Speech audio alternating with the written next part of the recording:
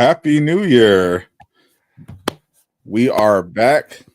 First show of 2025. Crazy that it's been a whole year since we last saw you guys. Yeah. All 7 days ago. But we are hitting the ground running back for another edition of the Aftershow Podcast. Appreciate everyone for hanging out.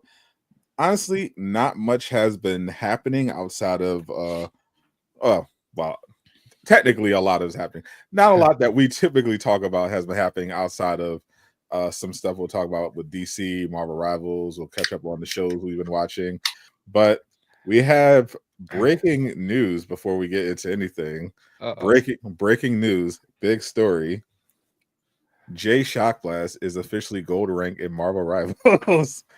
It finally happened after a month of hardship and blood, sweat, and tears. King Greek has successfully carried Jay Shockblast to gold rank. I have a lot of people I want to thank. Least of all, Sadat the Gamer, who did not help me whatsoever. 100%.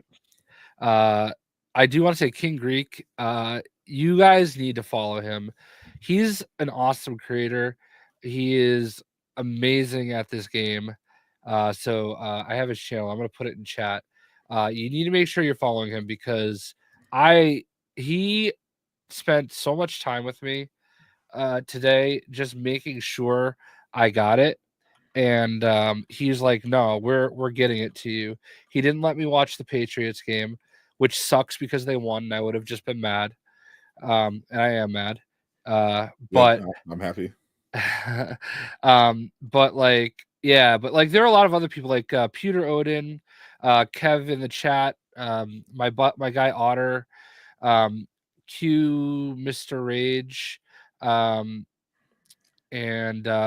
Eric Zio. I don't know how to say his name, his last name, or his screen name. How dare you?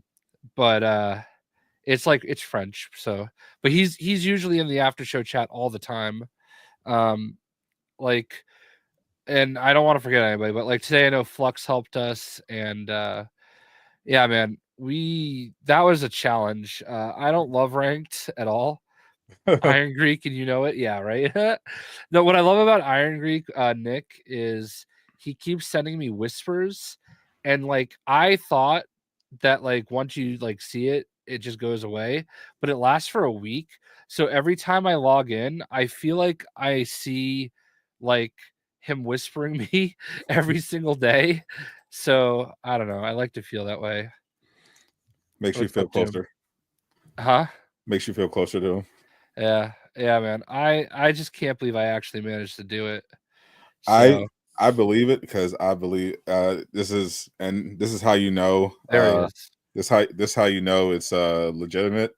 I'm actually going to agree with Jay Shockblast and say that he's correct. That he never thought I'd do it. That King Greek is a great creator. Oh yes, and amazing at Marvel Rivals. I've been talking to Greek. My plan is I want me and him to both hit the highest rank possible in season 1, and I plan on taking it more seriously. And I need King Greek to do it. Wouldn't want anyone else by my side. And speaking of the man of the hour, we've got him here. Just a normal guy, allegedly, but who likes to help others. But he is a normal guy who happens to be, you know, one of the best Marvel Rival players in the world right now, the one and only King Greek. We're gonna give you a special sound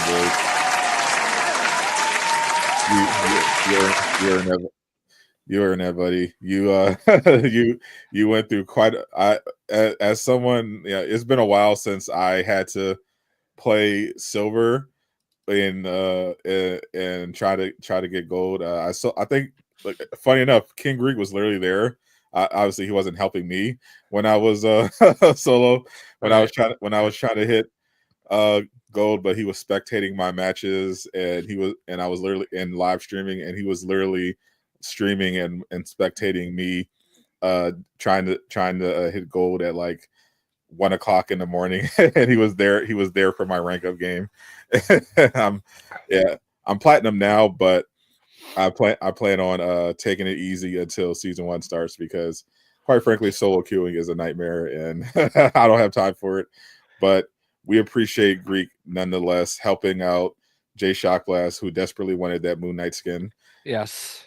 And before I should let Greek talk first, but I will say next season I am going to care a little bit more, not so that I can like get whatever it is, whatever trinket we get, but because I want to be near everybody so that I have more options. Because that was the hardest part is I didn't take it seriously at first, and then it was like, oh shit, who can I actually play with? So Greek like is on like a third account, so he Wink, can wink. help people. Wink, wink, nudge, nudge. It's allowed, right? That's not like anything that's like Yeah, I think it's technically fine. different platforms. Yeah, it's fine. They're Anyway. adding cross progression, so yeah, it's fine, probably. So yeah, Greek is helping out creating. He's by the way, his first 2 accounts, the reason he couldn't help is because his first 2 accounts he's a grandmaster. So Yeah. that's how you know this man has nothing going on except being the best creator and rival player possible. This man is dedicated, and we appreciate you coming on. As I told Jay, you always have open invitation. So the floor is yours, Mr. King Greek. Take a bow.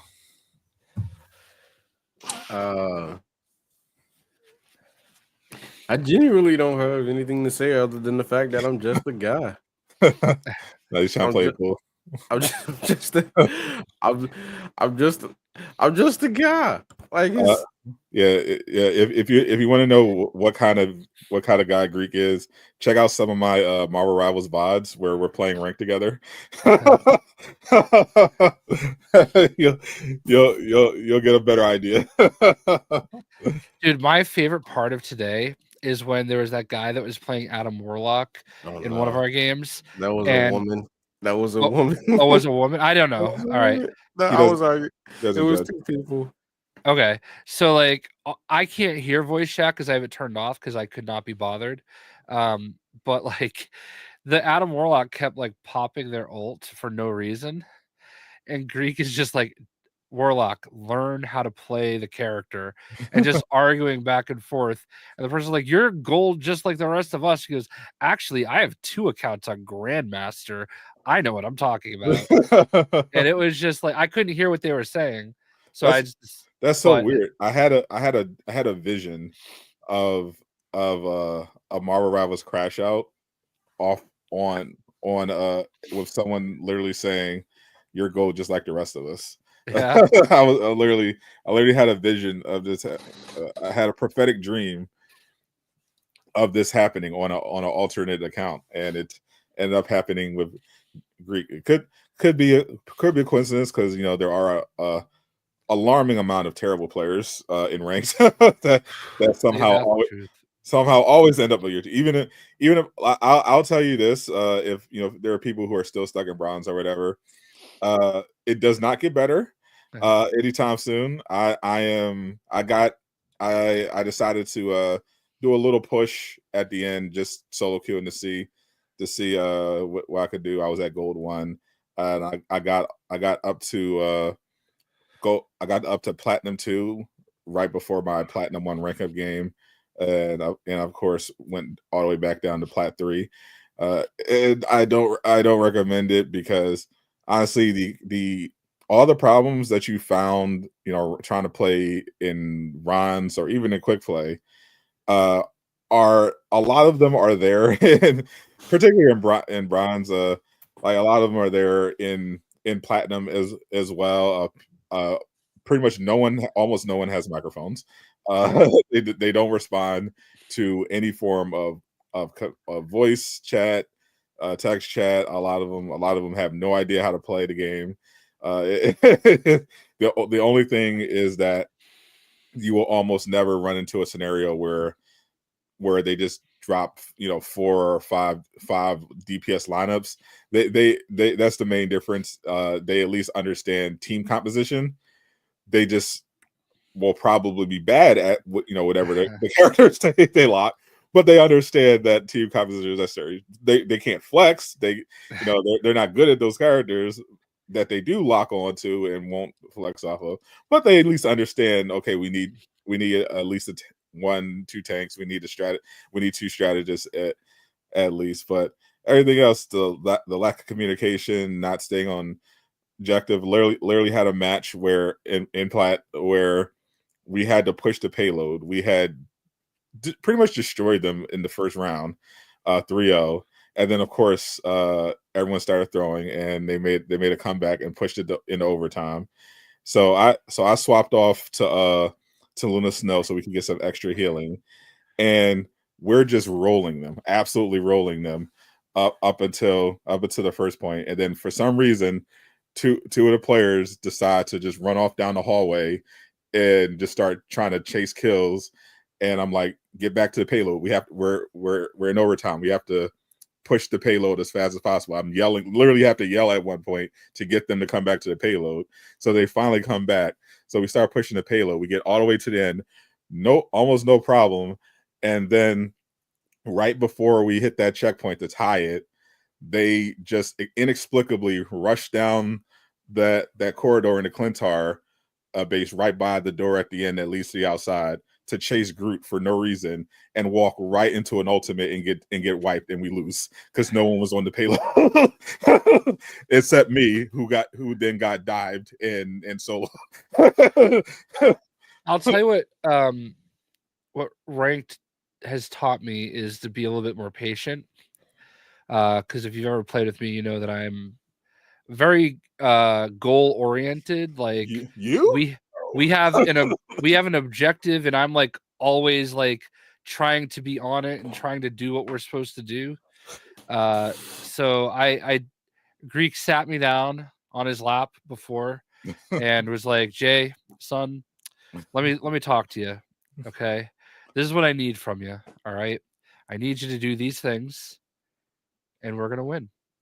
And I followed that path, and I feel like we're embarrassing Greek, like with all this positivity. I don't know if he's used. Oh my god, I don't even know what's happening right now. Did you get an erection while you were on his lap? I don't know. I was just trying to be funny there. No, but he honestly, like it's hard when you're like in the heat of battle sometimes. Like you just get mad at each other, but like no, he knows his shit, man. I definitely look at the game a little bit different, and I do get super aggressive, and Cloak and Dagger is definitely a character that I wouldn't say I'm like a master at them, but I definitely know what I'm doing. I'm almost Lord on Cloak and Dagger. Yeah, I think I'm halfway there now. So it was definitely cool. Like there was that one round we had that I posted a screenshot of earlier where like we just absolutely like freaking, I can't believe it. Greek was 54-6-4 and I was 34-8-46. Like what the fuck, like almost everybody on our team had 30 kills. Yeah. So yeah. Love having those games. The reason why I stopped playing Plat today is because I got into a predictable pattern where I would play one game and people would be on mics, generally communicate, play well, we'd win pretty easily. And then the next game, no mics, everyone sucks ass, we lose. And then literally the next game, the same thing happens. Good microphones, communication, we win. Like it literally went to that point where I realized, okay, I'm just never getting out of Plat 3 today, so I just need to stop. This is a predictable pattern. I don't even have to try at this point. I know this is a guaranteed. I know. We just lost the last one, so this next one is a guaranteed win. and it was, and then I just stopped. I just stopped playing for the day. I was like, I can't do this because last night I rage quit my stream. I I was getting mad. I trying not to like be personal or take anything personal, but like I was like, I just can't. This group is not working right now. I don't know how to tell them that I don't want to play with them anymore. So I'm just gonna log off. Like it is Smart, what it is. being diplomatic. You stop at plat 3 as well. Playing with randoms has been, yeah. You definitely need a team. Organized. That's how pretty much everyone made it to I did. to higher levels. That at some point they do a 2 or 3 stack. A lot of people did the whole 6 stack at 3 o'clock in the morning trick to get easy rank ups. Speaking of toys, how sick is this one? Ooh, this is like my favorite Peter suit in Spider-Man 2. And I got the Venom version from the Amazing Spider-Man cartoon and the comic. And he's just caked up as the Venom in Marvel Rivals. Dum, dum, dum, dum, dum. Anyway, he said toys. I'm really glad I got that one. I almost didn't, and I was like, you know what? No, it's Mondo. Ooh. So Mondo, so it's a little stiffer and it's all plastic, but a little bit cheaper. He likes same it, scale. He likes it stiff, so it's fine. Yeah, but you rage quit most solo queue in their rank it is indeed very, very, very. I think the reason, like in quick play, when you get a bad game, or at least when I get a bad game at this point, I don't care. I'm like, well, it's quick play. I expect everyone to be bad. The problem is that when you're in rank, particularly at higher levels of rank, the expectation is what makes it more tilting than like them being bad. Like, because on average, the players in that you encounter in at least the upper levels of rank are better than the average than the people you encounter in quick play. The problem is that when you're at a certain level, you expect, okay, these people, you would think, okay, well, they made it this far, so they have to, take the game seriously to some degree. They have to kind of know what they're doing, especially when they have lore proficiency on certain characters. You're like, oh, okay, they're probably cracked at least one tricking this character, and they're not. They're fucking terrible. You don't understand how they got here. Yeah, I had the opposite. Like, I feel like every team I played against was like King Greek on their like third Smurf account, and like just washing me. That's like I don't. That's definitely a thing that's happening. Yeah, there are definitely a lot of Smurfs running around. But yeah, and it's just a general, I think, issue with the matchmaking for whatever reason. Since definitely I've noticed since launch, like there is and even in a little bit in the beta, there's like always a distinct imbalance. It feels like where your team sucks and the other team is confident. Yeah, is where you're Silicon. It's rarely a situation where both teams are competent and it's just a competitive game going back and forth. Mm-hmm. Oh, nice. Namor's the next one I'm going to get to captain. Luna. I was just talking about this with Greek. That's somebody that I definitely need to like learn better. Because we got into a situation where somebody else took Cloak and Dagger, and I didn't know what to do. Like, I needed to be a second healer, and like I thought I was doing okay with Mantis, but then I felt like I was sucking. And then I'm like, all right, well, let me try Luna, and I couldn't handle it. And then I'm like, Shark. But yeah. So yeah, I recommend learning Luna. She's not quite as hard as you would think. I think Mantis is much harder to learn than I think Mantis is better than Luna overall as a character, but she has the best kit. She has the best kit strategist wise. Luna is just the best overall healer. Yeah, Luna's the best healer. Like if you're just purely trying to heal but also have a little bit of everything, a little bit of defense, a little bit of CC, Luna has that. Mantis is for more aggressive playstyles, like, and takes a lot more skill because there's a lot more ability cooldown management. Yeah, she's like Thor. She's I wouldn't even say Thor. She's the advanced version of Cloak and Dagger, and I say that because with both characters, you have to learn how to balance out when you do damage and when you heal. But the thing is, with Mantis, her heals coming back quickly is dependent on her ability to land shots and do damage. Right. So you have to be somewhat consistent in being able to do damage and land shots in order to get your heals back, so you can heal consistently. And then with that, the trick is also, again, same with Cloak and Dagger, being able to balance that out while making sure people are healed and making sure people are buffed. Yeah, exactly. That's the crazy thing. I feel like I've had some like awesome matches with Cloak or with Mantis, and I don't know what it was when I was playing her in that scenario. I just like maybe I was pressing and I just didn't. I felt like I was just fucking up, you know. So I think it was just because I had been playing Cloak and Dagger so much that like anybody else felt weird. Yeah. Cloak and Dagger definitely plays very different. Like Cloak and Dagger, similarly, you have to manage cooldowns, but a lot easier to manage. Cloak's healing. Their cooldowns are longer when you think about it. Like especially like the healing wall and their heart cooldowns are actually a lot longer than Mantis's. Yeah, so but generally, you can heal pretty often because Dagger has the normal fire that auto locks on and heals. So you're always constantly healing. You don't have to worry about landing shots. You'll always have that heal available to a degree, and then you swap the Cloak for the disruption, and it can be hard to juggle. Whereas Luna, you're just kind of just managing when to use what abilities, but you can just always heal. Your cooldowns are pretty low, and I think Luna Rock is probably the easiest healer, easiest strategist to play. But I don't know. I feel my problem with Rocket is that he's very team dependent. Like he can, like you would think, because he doesn't have a defensive ult. I think that's his biggest weakness. He doesn't have a defensive ultimate, like Mantis, Luna, and Cloak and that. Even Loki does.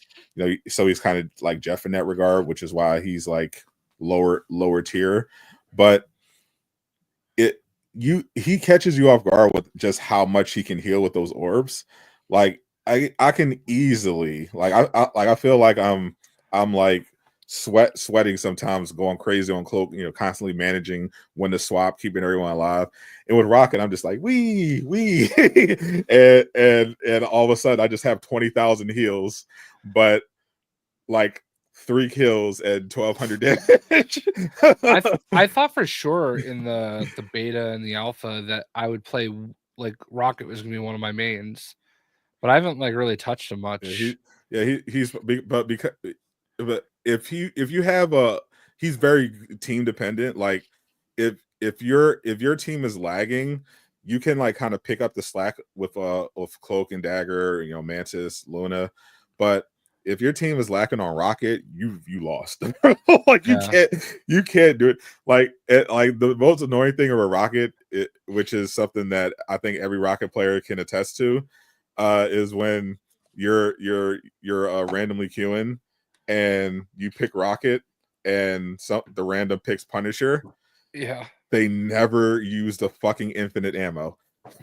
Like they never. It's like they don't read the characters. Like it literally happened every time. I would walk up to the Punisher, like he's got his position. I'm like, okay, here, pop it down, infinite ammo. He stares at it, gets in his fucking turret, and starts shooting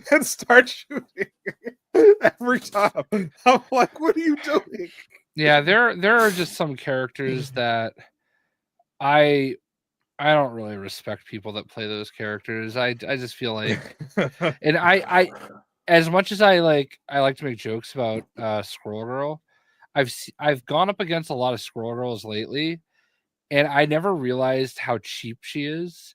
Like people just like, I literally played up against a character who sat in the back and just chucked nuts down the pathway and that's all they did. And they would just eventually hit things because they bounce everywhere. Yeah. you know. And I did not realize how cheap she was because I've never played her and I never will. Allegedly. Well, no, I lied. I will use her to get the last trophy I need to get the platinum trophy someday. That's the only reason I'll use her. He But admits it. yeah, no, I mean, I got her to level 60 on Marvel Heroes, so I did a whole stream hate playing her.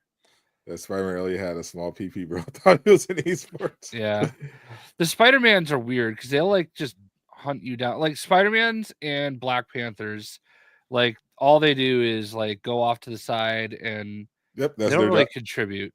I don't. Oh, they feel. do. If they're bad, they don't contribute. Right. Their job is to harass healers. That's their job. Yeah, and I get that. Yeah.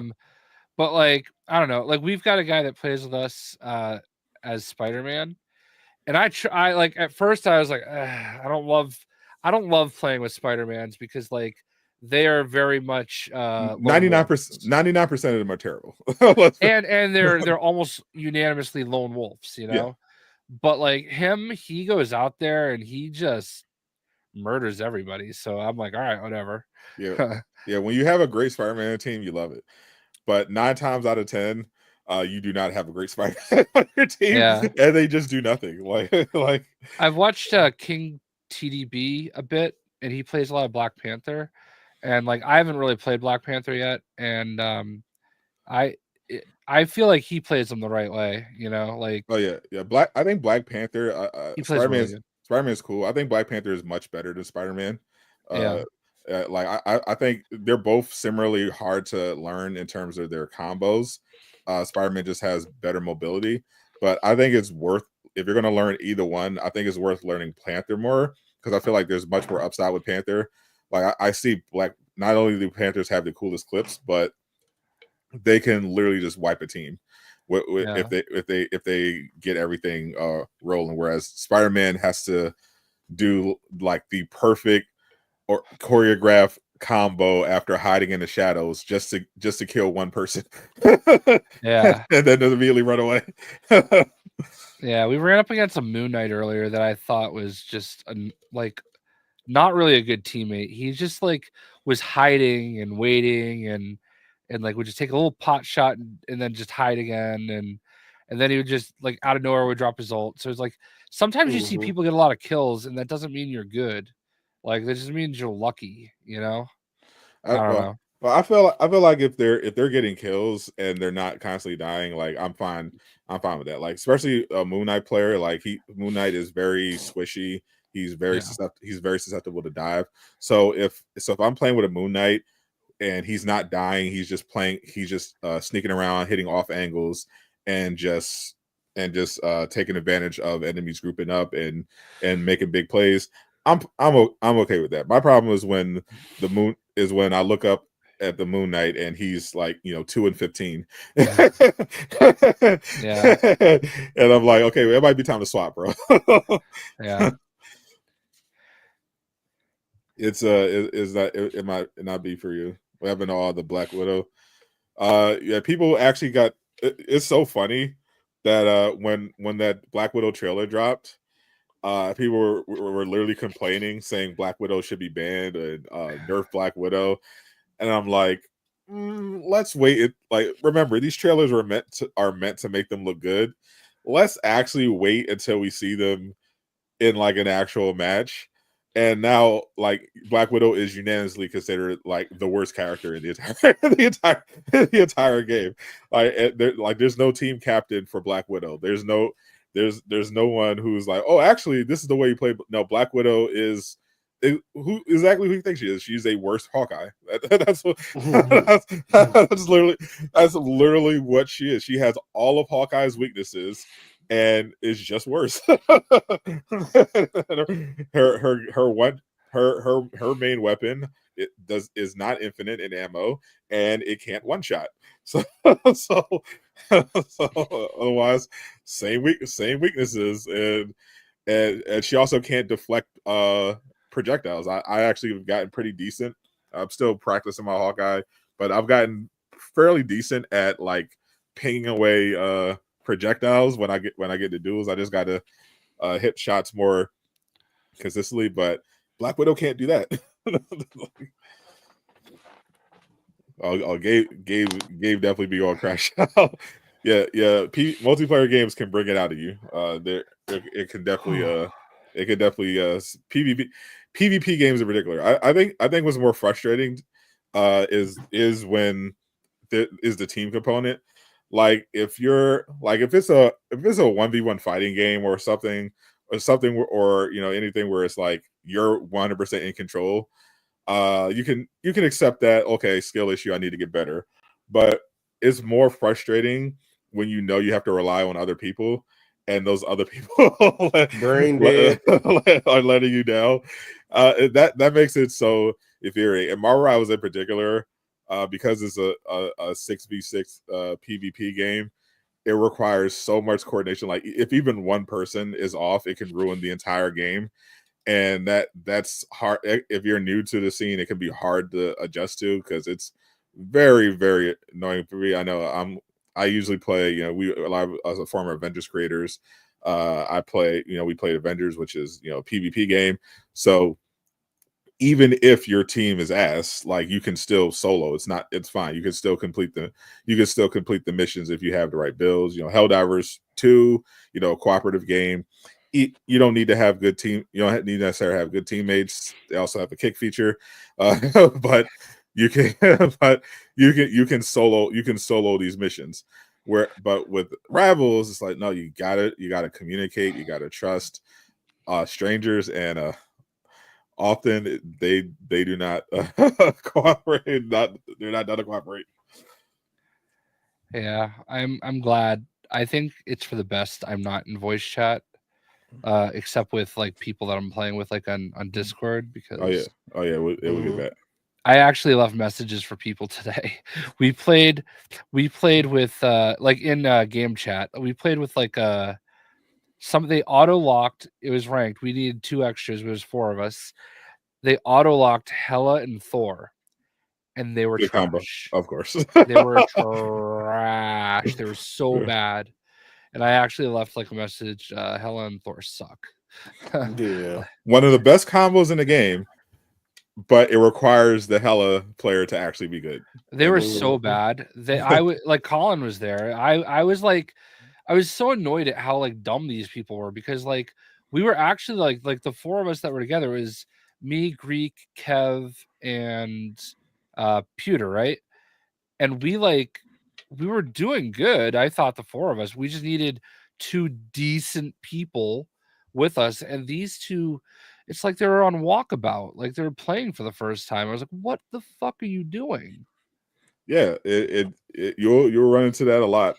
Even in platinum and gold and grandmaster, like the Greeks telling me was telling me like still a lot of brain dead people out here. In diamond grandmaster, yeah, because like a lot of that's why I think it's important to note, like when I think when someone tries to downplay you or dish you based on rank, you can safely assume that's not a good player, because the more you're familiar with the game, the more you understand that rank is largely meaningless in the majority of cases, because there are ways to rank up fast without necessarily being all that skillful. Relative, obviously the most popular method is just getting a 6 stack and playing at 3 o'clock in the morning. But I saw that and I didn't understand like why would it be different at any time of the day? It was because of the way the matchmaking works. If you're playing on, basically the idea is to play on off hours, because the way the matchmaking works is usually if you're a 6 stack, the game is going to look to pair you with other 6 stacks. But if you're playing in off hours where there's less players, well, that's 6. If they can't find a 6 stack, well, they'll look for a 2 stack or a solo queue, or it's something like that. And that makes those games obviously much easier if you're decent at the game, or just have 6 people all communicating and being organized. I have no dog in this fight, all right, and I never really cared about this stuff, and I didn't know it was happening until I saw High Roller talk about it. but like I feel like stream sniping is worse, like than six people playing together Yeah. at whatever time is convenient for them. Yeah, I didn't even care about that part of it. Like I understand, it's a way. It's just just looking for an easier way to climb up. My only point was just to not acknowledge that that's a thing that happens. So the reality is, just because someone has a certain rank doesn't necessarily mean they're all that good at the game. They could have been carried up there by a variety of ways. So don't necessarily let rank fool you in terms of who's skillful or not. I thought that whole streamer controversy situation was just weird all around. Like clearly that one creator, I forgot who it was, but who made the video. Obviously he was rage farming. He was he was just clickbaiting, trying to get drama for views. I think that's weird that he would take it like literally, who cares?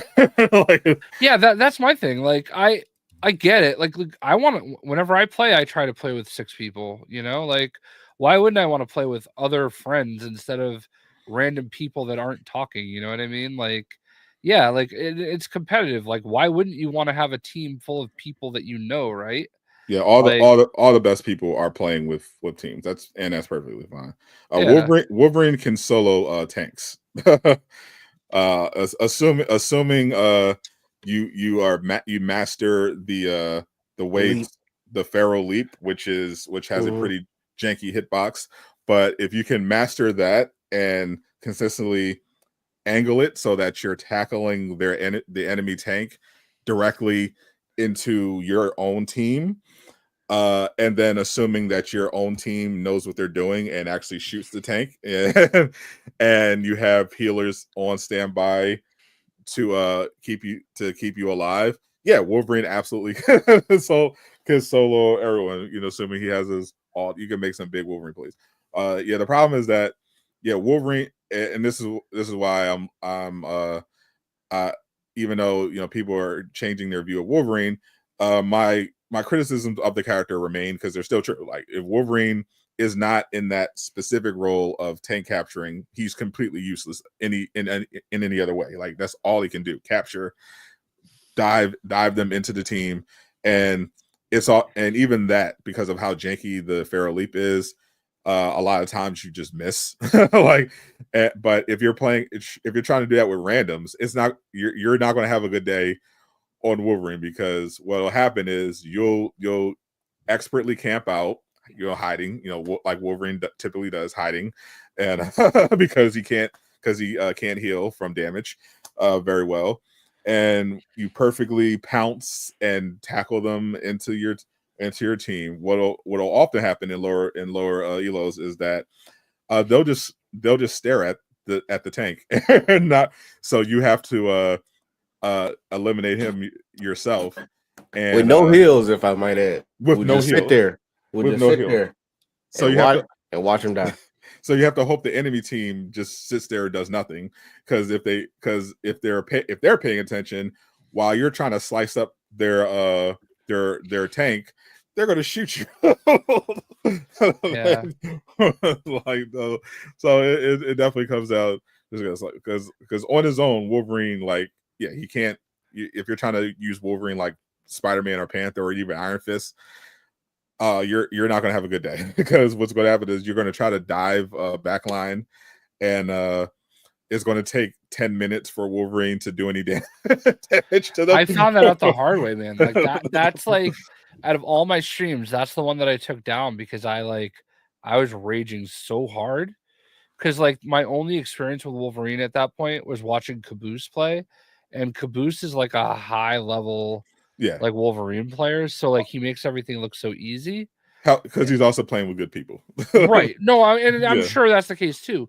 But so I'm sitting there trying to I don't like the way that I find that kind of like Thor, I don't like the way he's designed. I understand a tank buster in theory, but just let people do this a set amount of damage, I don't really love the whole idea of somebody that's that specific. You know what I mean? Yeah, Mhm. I know a lot of people are. I know a lot of people are going to hate this take, but Iron Fist needs buffs. He's not he's not that good. But why? I know it's a hot take, but you know, there are certain people who think Iron Fist is he's too broken. He's not. He's fun. He's also kind of ass. There's a reason he has one of the lowest win rates among players, particularly in ranked. Like That is true. if you're playing if you're a good team. And so if you're playing quick play or a lower difficulty, and you see an Iron Fist come in, which what will typically happen is in lower difficulty, Iron Fist will flip in, punch the healer in the face repeatedly while they desperately try to dash to the side to side, ignoring the fact that he can auto lock, so it doesn't matter, and nobody's going to turn around, and they're just gonna die, and he's going to flip away and do it again. If you're in ranked, what's going to happen is Iron Fist is going to flip in. He's going to the Mantis or the Luna, probably one of them is going to shoot. He's going to pop his block. They're going to stop shooting, wait for his block to run out. Then they're going to back up, not move side to side, shoot him in the head, and he's going to die. That's the end of the Iron Fist. Yeah, I mean, I do feel like it's a matter of like whether or not you catch him. If he catch you from behind, a lot of times it's like, all right, that's it, you know. Like, so it is. I do feel like he is a cheap character though, and I don't really think he deserves much of anything. I think maybe you can take away the auto lock, but I that's think the biggest thing. I think the auto lock on maybe could take away from that, but in exchange, I think he needs a damage buff because his biggest problem is that you have to sit there and like he hasn't really had like his best move for like explosive damage is his kick, which is on a long cooldown, and you can only use it to get the most damage when they're already low on health. And it's better to use that as an escape tool rather than as an actual closer. So you're stuck like straight on just do and hoping no one's going to shoot you in the face while you or shoot you from while you're doing all this. Like he doesn't have any way to like burst anyone down.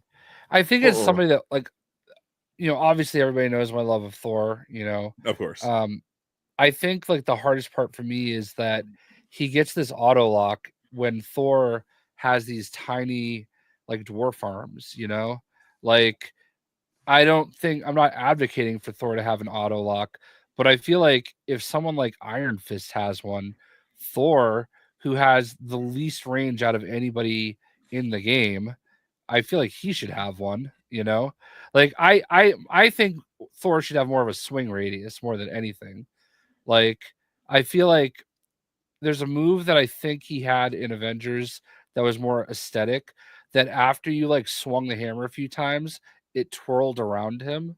Mm-hmm. And I feel like that's a move that he should have. Like every few swings, the hammer should twirl around him and hit anything that's in its way, you know? But that's just me. I feel like the Avengers Thor had like the perfect hit. Like it was. Oh my god, yeah. It was so well designed. But Yeah. But yeah, I am absolutely arguing that Iron Fist needs a buff. Just a little damage buff. I will also argue that Squirrel Girl is better than Iron Fist. That's my other hot take. I wouldn't Squirrel Girl of all people. I will actually after actually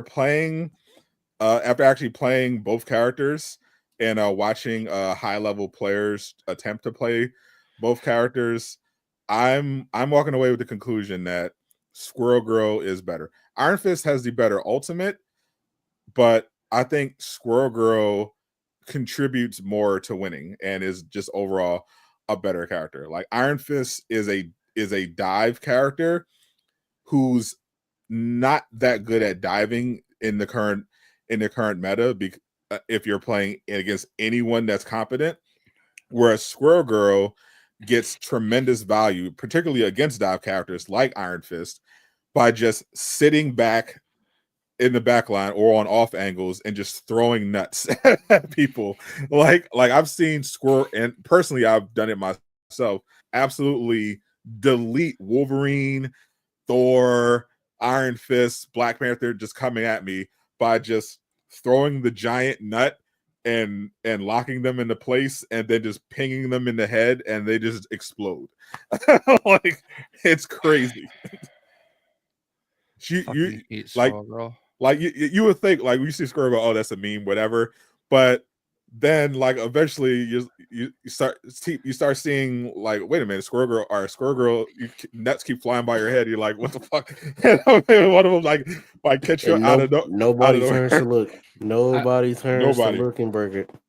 I still report all Squirrel Girl players to PETA for genocide. As you should. Like I was literally playing a match with a Squirrel Girl who ended up getting MVP, and like all she did was just sit in the back line and just chuck nuts behind the tanks and the healers, and she was just picking people. She was just picking people off. It was so annoying. They had a Hawkeye and a Squirrel Girl, and they were just fucking pinging. Like Hawkeye was sitting there throwing arrows, and she was just throwing nuts, and no one was diving. No one was doing anything.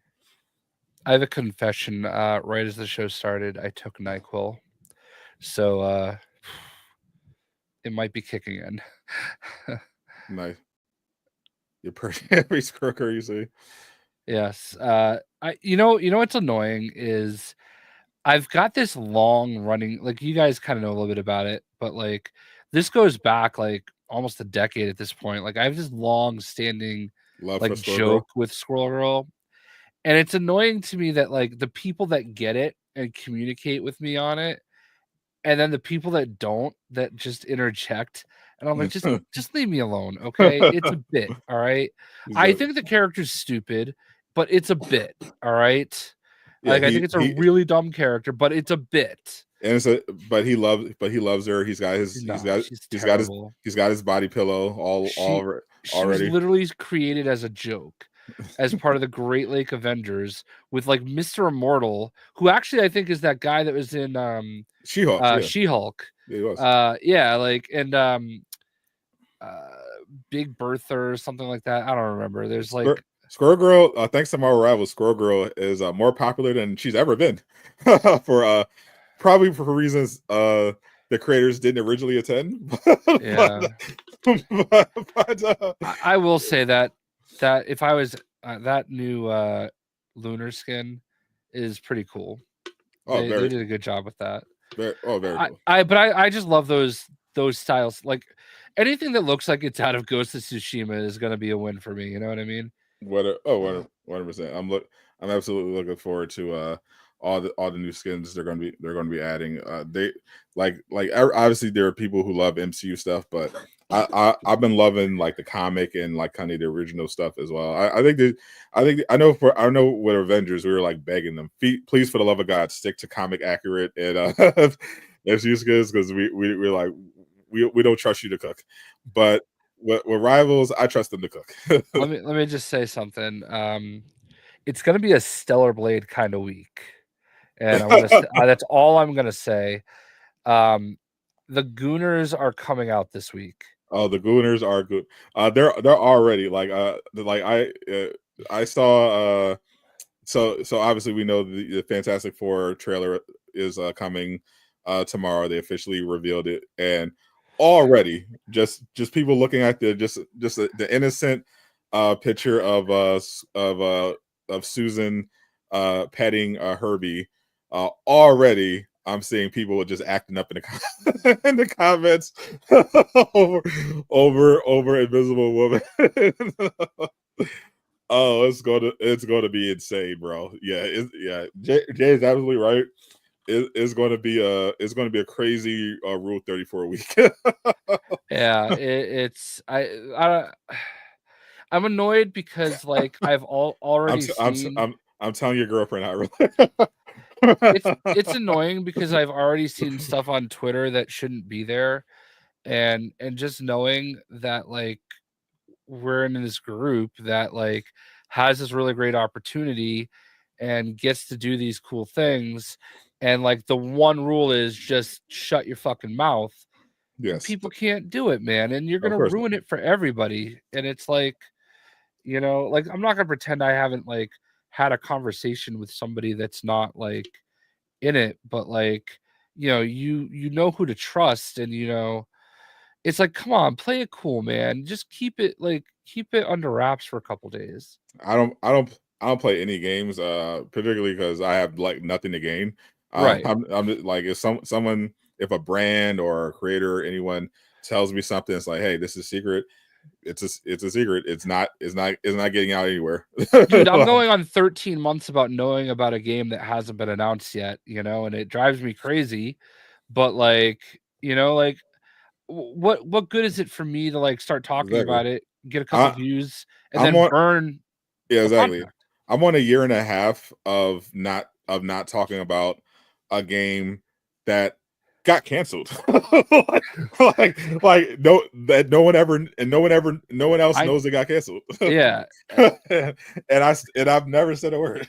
exactly. And that's also how you can trust somebody, right? Like, Yeah, so it's like, come on, guys, like, exactly, loose loose lips lips. sink starships.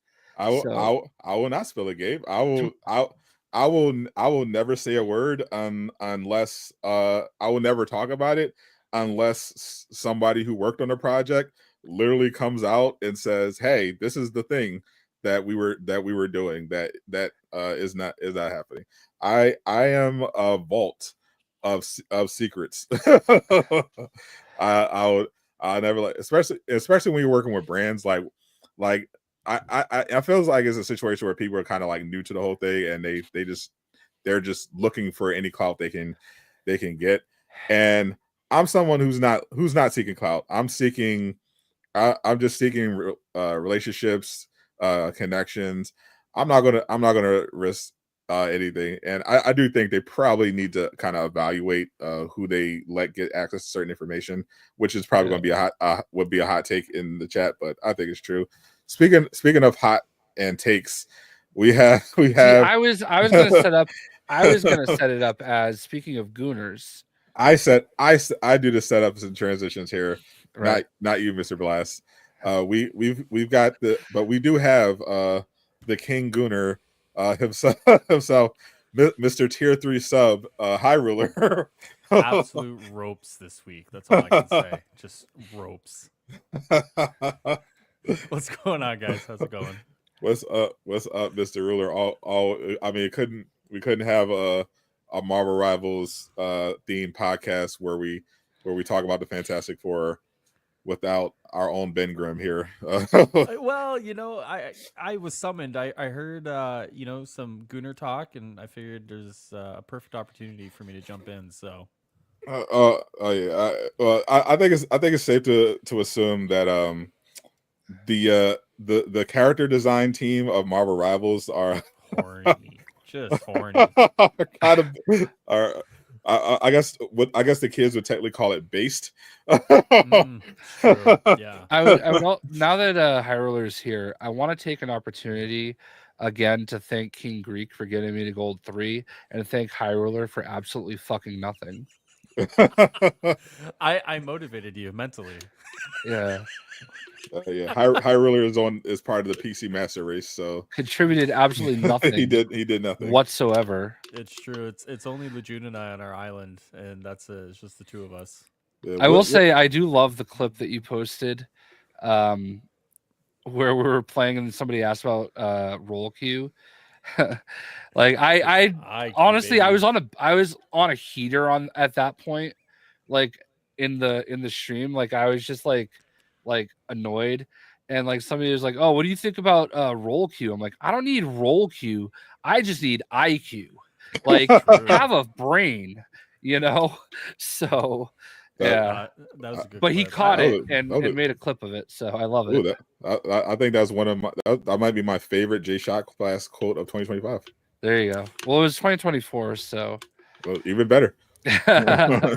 It's like award season. We'll allow it to carry over into 2025. Yeah. I mean, yeah, technically, yeah, that is how the Game Awards work. So, like, technically, Marvel Rivals would be eligible for the 2025 Game of the Year and Best Ongoing Game because it came out like at the end after the cutoff. It's true. Holy this is like honestly, this is gospel. It is the gospel according to Jay Shockblast. Honestly, if that was a quote retweet, it would have like 6 million views. Yeah. Honestly, I feel like I should get that like tattooed on me, you know, just like right across my fucking forehead, playing with some of these people. Because it's not only is it just a banger quote, it's 100% spot on. Like I already was of the mindset that I don't think roll Q is the solution here, as most former Overwatch players will agree. But after playing the game and playing ranked and not just quick playing, yeah, roll Q is not the problem. The problem is people are ass. Like it doesn't matter. Like when if you're mad that no one wants to play, you know, healer or whatever, stop playing quick play or play quick play with a couple friends, make some friends, or you know, join a Discord or something. But when you're playing ranked, it's like, yeah, at a certain level, most people will understand like you have to fill out the roles. They just suck at the roles that they're filling out. No, they don't. They don't understand. You'll get a Hawkeye out of go 5-21. And that do a goddamn thing. I'm gonna crash out, and like I literally had to replace my graphics card today. I'm gonna break my keyboard over my head like one of these days. I swear on my life, it's gonna happen. Bro, legit, you had to do that. Lejeune's crash out. I haven't caught him. I haven't caught a stream from him in a little bit, but I caught the tail end of the stream where he dropped from like, what was it? He dropped from all the way. I think he might have been in. Was he in Diamond at one point? Yeah, I think he might have been in Diamond. I think it was like high plat the logo. I don't know if that was Diamond. I think it was high plat the logo. It was. No, I'm pretty sure it was plat. Like, because I remember him at least plat. Like, I think he was either at Diamond 3 or plat, or like plat 1 or something. Yeah. Over the course of his 3-hour stream, he dropped all the way down to gold, and he wasn't even solo queuing. I hate to break it to you, Eastwood. There is no amount of conditioner in the world that is going to give high ruler volume. That is true. That's actually a good one. I'm going to give you that one. That was good. I mean, I heard Hims is doing some pretty spectacular things, but that's gonna be like a multi-year process. You know what's funny? I actually looked at my girlfriend yesterday and I was like, should I fly to Turkey and get like a hair transplant? She's like, do you want to? And I was like, you know, I've considered it.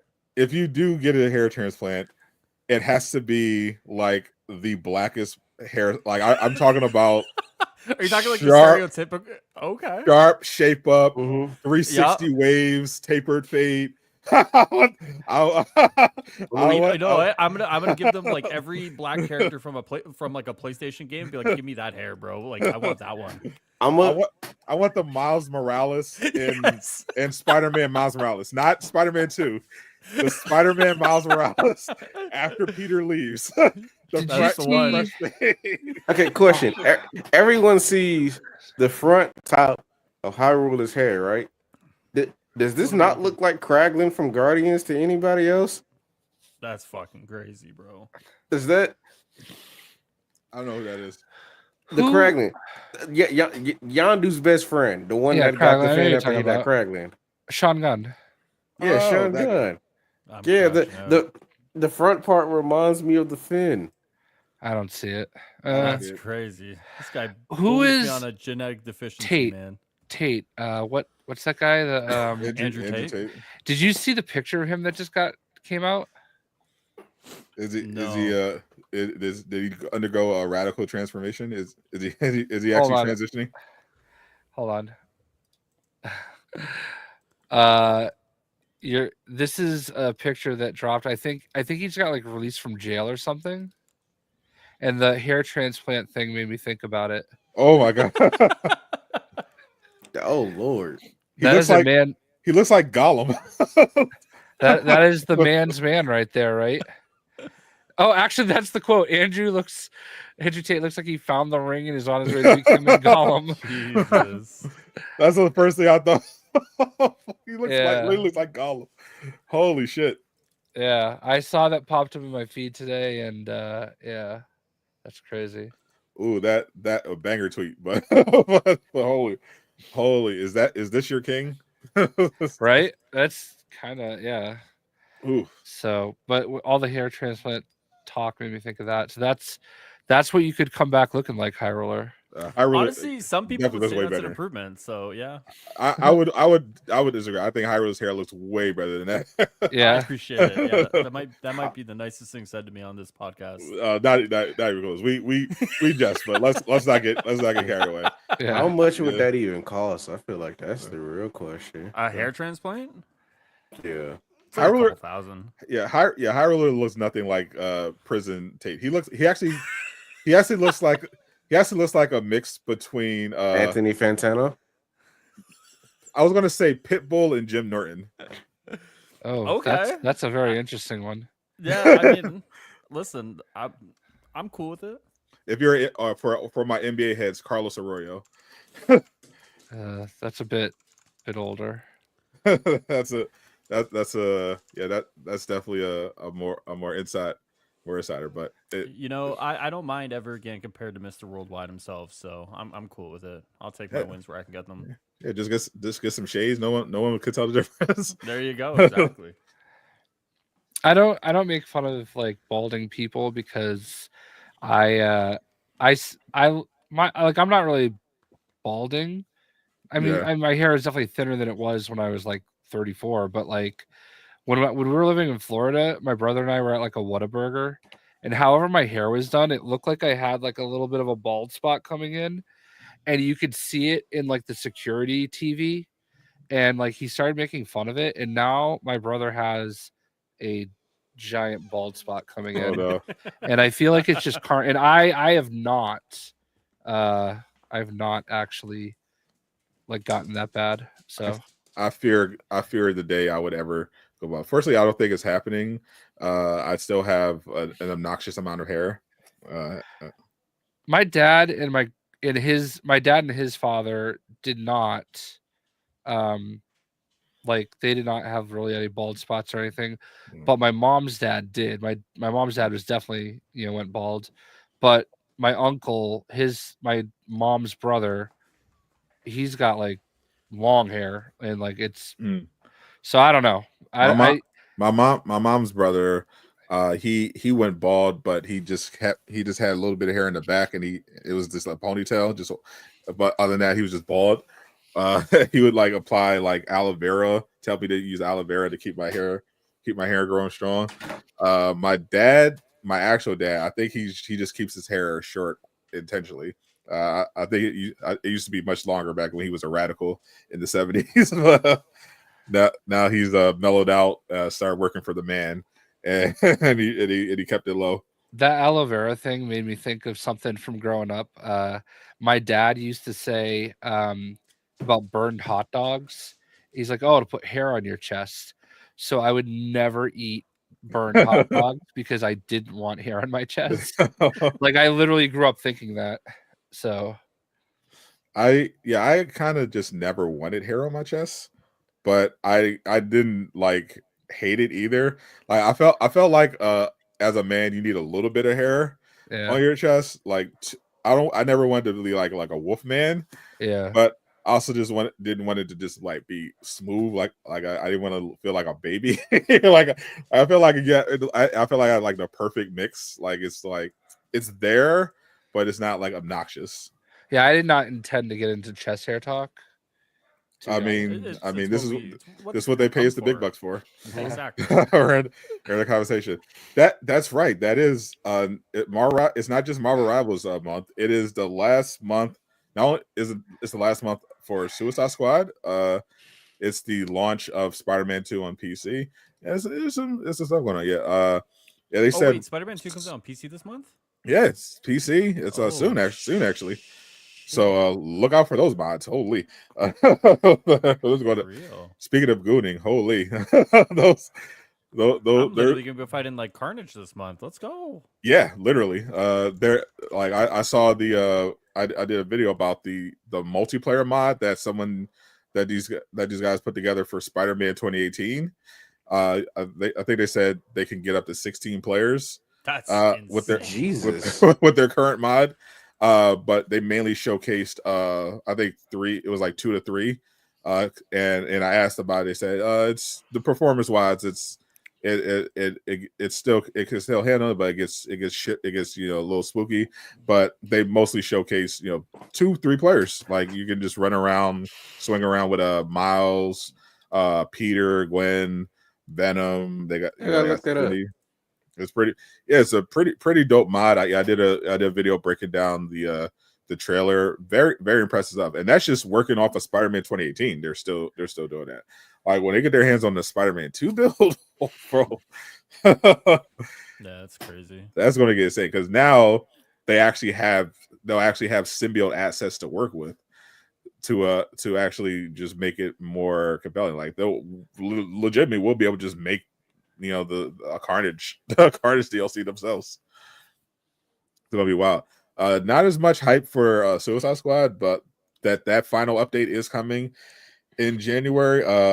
I can't even say that they left the last season on the first part of the season on a cliffhanger because not much happened apart from Slade killing Brainiac while he was giving a speech, saving us from which.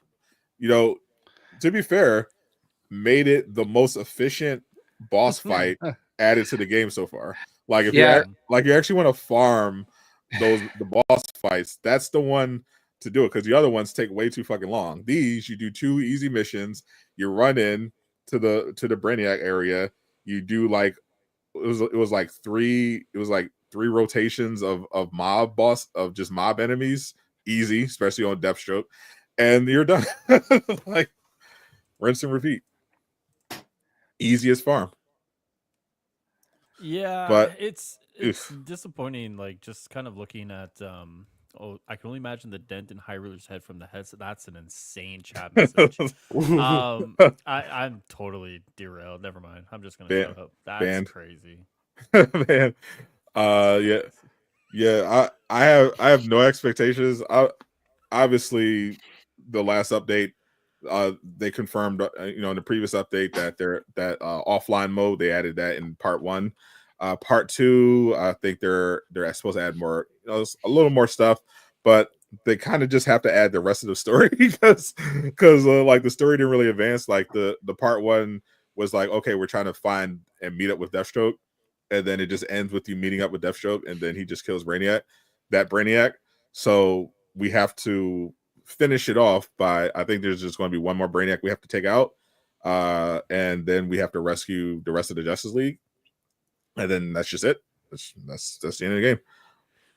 Yeah, there's kind of an overwhelming feeling in the community right now that this is all going to be wrapped up via like audio logs, and it's going to be like kind of disappointing. So I'm kind of curious if that's going to pan out the way they expect it to, because I feel like that's just kind of the general sentiment around like the game right now. Yeah, assuming there is much of a community left, but it's definitely a little niche. Like the sale, the holiday sale added some players, but it's still some people came back for Deathstroke, but it's still free on PS Plus right now. Yeah, so they're going to have a little boost on console, but not I wouldn't expect much. I feel like at the bare minimum, like obviously we are trained now to keep our expectations as low as possible, but I feel like because from what I heard, they just scaled a bunch of the stuff down to make it fit in 4 seasons, so they have to have some assets around. So I would assume they have at least a motion comic, tell it. Maybe that's how they wrap it up with a motion comic, and then we'll pop into the Task Force X headquarters, and we'll see the rest of the Justice League in the tubes. I'm like I just want this. Like, I'm tired of like having to justify how I feel about the game, and like you can't even tweet like, "Hey, it's free," without people saying, "Well, actually, it's not free. You have to pay for PS Plus." Like, well, no shit, you're gonna do that anyway, dumb fuck. Yeah, Like- because you can't play online without it. Like, yes, it is free Yeah. with your subscription. Okay, like, Yeah, Jesus you're not. Christ. It's literally free because you're not paying directly for the game. Yeah. I loved the way that somebody tried to act like they knew anything about anything that either of us have said about the game. Oh, that's always fun. I only tagged you in it so you could see it and laugh. Not you didn't get involved, which is fine. I was not trying to Yeah, I'm get too you involved. I'm too important. Yeah, but like it was just funny how they were like, "Oh yeah, you and Sadat just have to impress those people you had lunch with." I'm like, "All right, yeah, Sadat had a great lunch with those guys." Yeah, that Jay did pay for. Yeah, maybe go. I do regret that. I do. I do. I really, we Lejeune and I went out for dinner, and I should have paid. I didn't. Well, yeah. Well, when they fly you out for Suicide Squad 2, you can pay.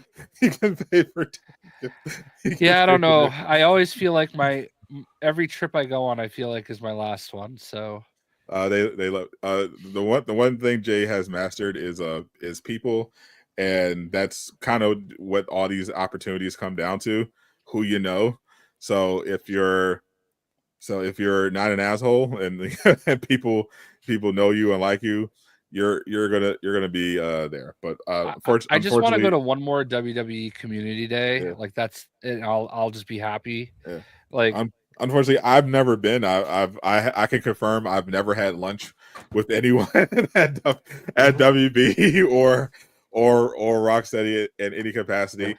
Seems like a lot of fun. Yeah. I can seems assure you okay. the people I had lunch with from Rocksteady did not give a shit about anything I had to say. Yeah. So I probably wouldn't have enjoyed it anyway. I did enjoy the large check that I got. I will say I can confirm that. But I did not. There was no lunch involved. But it's always funny to me. Like, what do I have to gain from like on January 5th of 2025, like talking about the game? I have nothing to gain. I'm just speaking my truth. I enjoyed the game. It had a lot of problems. It's not as bad as people make it out to be. It did have a lot of problems early on that they sort of recovered from, but they made a lot of bad choices too. I just saw a ghost. Yeah, I know, right? Aqua Of course, that's when Aqua comes in. Yeah. So I don't know, man. Like, I really don't understand why these people like spend all this time like losing their shit over somebody liking a game. You know what I mean? It's their obsession, especially those DEI people. Like that, it's legitimately a cult. Like like they latch on to anything that those grifters tell them to, and it's just weird. Like they will not let it go. Like even the grifters aren't even talking about Suicide Squad right now. But if you tweet about, hey, it's on PlayStation Plus, they come running. Oh, the Suicide Squad. Oh, did you hear that, Cletus? He's talking about the Suicide Squad. How much they pay you? I'm kind of jealous. I don't have like the DEI chin, like I got this rounded piece of shit here. So you're definitely missing out on the strong female protagonist chin. Your chin is quite weak in comparison. Yeah, it's terrible. Are there exercises you can do for your chin? I don't know. I think you're just kind of fucked. Like, I guess you do like that mewing. Is that what it is? Where you like stick your tongue to your roof, and apparently that's supposed to like tighten all this. But there's always surgery. Yeah, no, that's true. There's surgery. There's like Ozempic. There's everything out there. That. Oh no, I'm not falling for this bait again. I'm never watching. Right. I'm never watching another Logan Paul fight. Yeah. And I have Netflix, so it was no inconvenience for me. But even then, I want my money back. The next time I watch Logan Paul in a fight, it better be like a backyard brawl where I know shit's going down.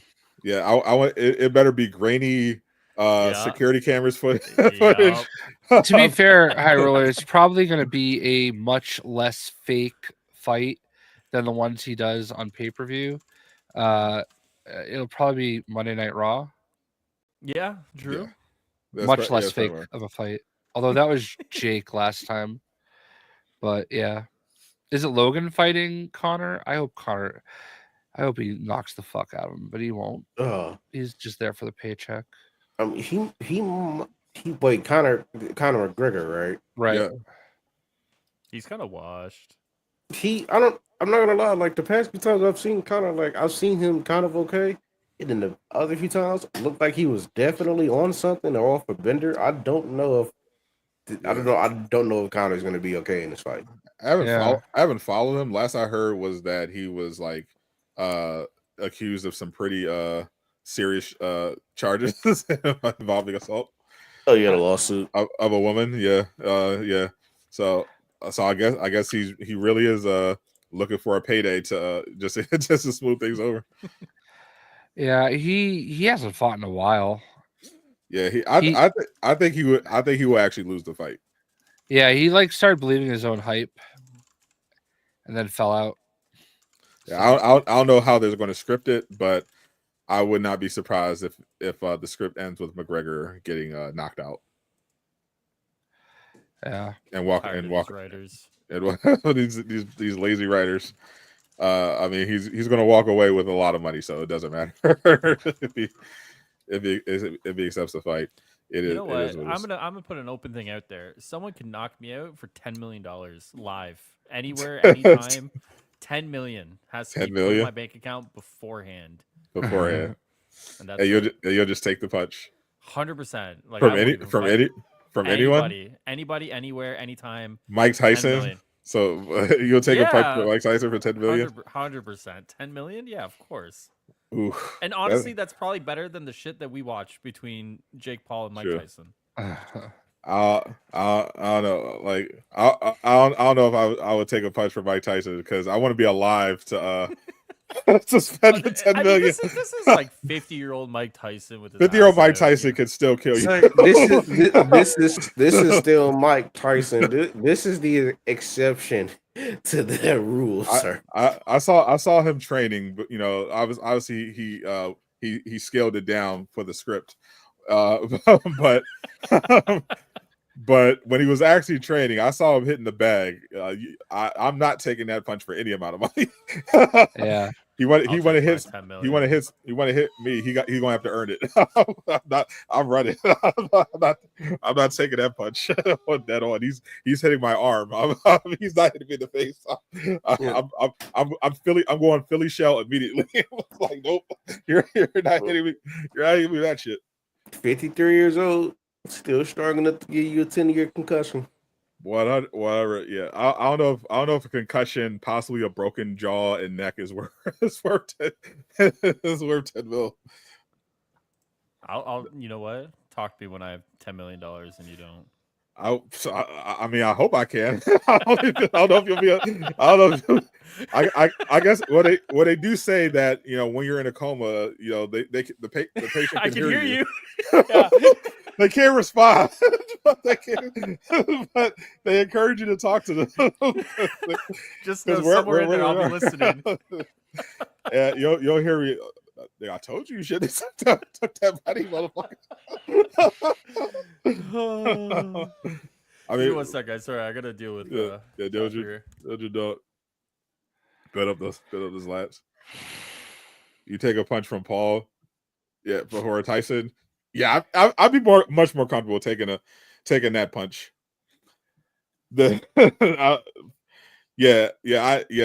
the size of the glove obviously would have to be gloves, but yeah, it would definitely have to be the largest size gloves that we can get.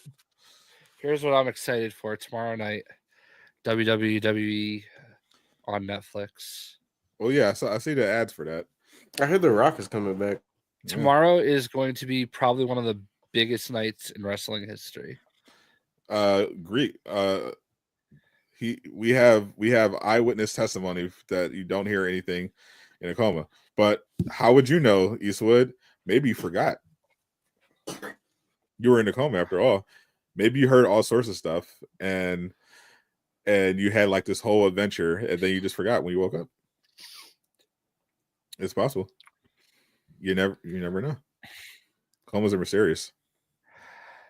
I see. I already have Netflix, so it's nothing new to me. But I think it's going to be good. I think the show tomorrow night they're going to try to put on one of the best shows they've ever done. So I know you've been thinking about like getting back into wrestling or trying to watch a little.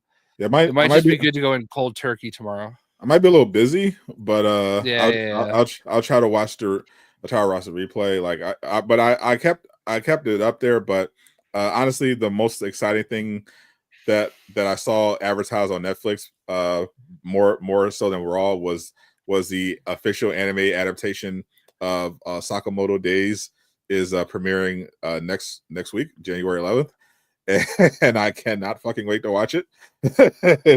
it's another absolute Netflix anime banger incoming.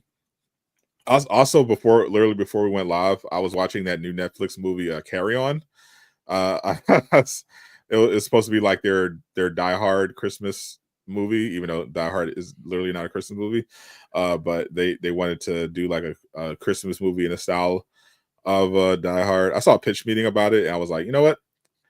That looks like a Netflix movie I would actually watch. So I'm gonna watch that before I watch the pitch meeting. And it's got the guy from Kingsman in it. It's got Jason Bateman as the villain, which always gets me interested because Jason Bateman is awesome. It was actually pretty good. Like it's a nice little turn your brain off action thriller. I was into it. I love that for you. Yeah, I would. I don't know if I would. Yeah, I would say it's definitely a movie if you're looking for a movie just to watch with somebody on Netflix, and you don't want to think, you just want to just be entertained with some cool action and suspense. I would, and you like Jason Bateman, bonus. I would recommend it. I thought it was like a solid 7 out of 10 action movie. Nice. Kind of stupid, but the basic premise is kind of okay. But the more you think about the plan, the more the whole thing threatens to kind of fall apart. Like the whole premise is that this guy is a TSA agent. He wanted to be a cop. He for character development reasons, he flunked out the academy, refuses to retake the test. So he's just kind of coasting. His pregnant girlfriend's constantly telling him, you know, she wants him to be happy, pursue other things. So he's like, okay, you know what? I'm gonna take my TSA job more seriously, and I'm gonna try to, you know, step it up. You know, this Christmas, I'm gonna try to get more responsibility. And his best friend is like, you know what? On the job is like, you know what? Take my spot. You know, you do the scan the carry on, scan on the bags. You do that. Unfortunately, that was the day that a terrorist said, you know what? We're going to blackmail whoever's sitting there and get them to let us get our package on through security without anyone seeing, and hijinks ensue. and it's fun. It's very fun. It's stupid, but it's very fun. Jason Bateman is awesome. Speaking of random movies, I'm supposed to be getting a package from Lionsgate tomorrow or Tuesday for some new movie like Den of Thieves. Den of Thieves 2?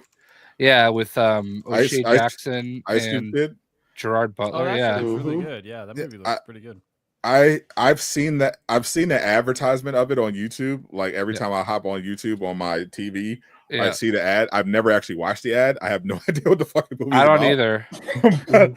but I see it there. Like it's a display ad. I always see it. Den of Thieves 2. Yeah, but like the same people that hit me up about the Borderlands movie and Venom: The Last Dance hit me up about sending out a package for this. I'm like, sure, send it away. And they're like, oh, it's kind of heavy. I think there's like a safe that I have to open. Maybe it's money inside. That would be great. But unfortunately, I think I might have like tickets to see the movie, and I don't know that I want to leave the house. That's unfortunate. Like I saw you saw Craven. I did, yeah. Why would you do that? Okay, so So basically, what had happened was my girlfriend made me go see Baby Girl with Nicole Kidman. Now, I'm not gonna be super vulgar on this podcast, but basically, the whole premise of that movie was Nicole Kidman is cheating on her husband with her intern, and it goes back to like childhood trauma. So basically, you're just watching Nicole Kidman and this intern have sex for 2 hours, right? And it might be honestly the worst movie I've ever seen. So Wait, in how? Like, is she like That- actually like? That's what I was curious about. Like, how old is the intern? oh, he's like early 20s.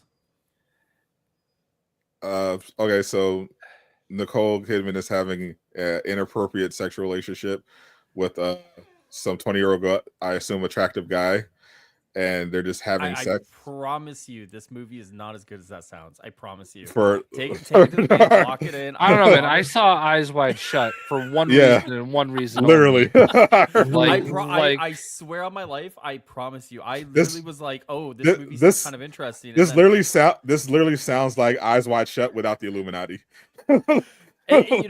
like there's part of the movie that like Nicole Kidman has like she was part of a cult when she's younger, but that part is like never explored whatsoever, right? So like the whole movie is just like you're literally watching Nicole Kidman have this affair for 2 hours, and I swear on my life, it is not that good. So you mean artistically, it's a piece of shit.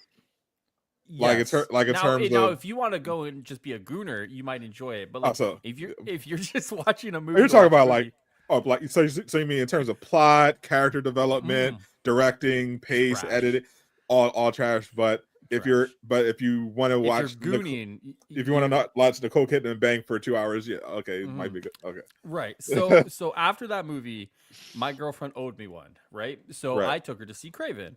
so Now, you punish yourselves. oh, you know what? Okay, so here's the For thing. Craven is like a really bad depiction of the character, without a doubt, but it's a really fun action movie, if that makes sense.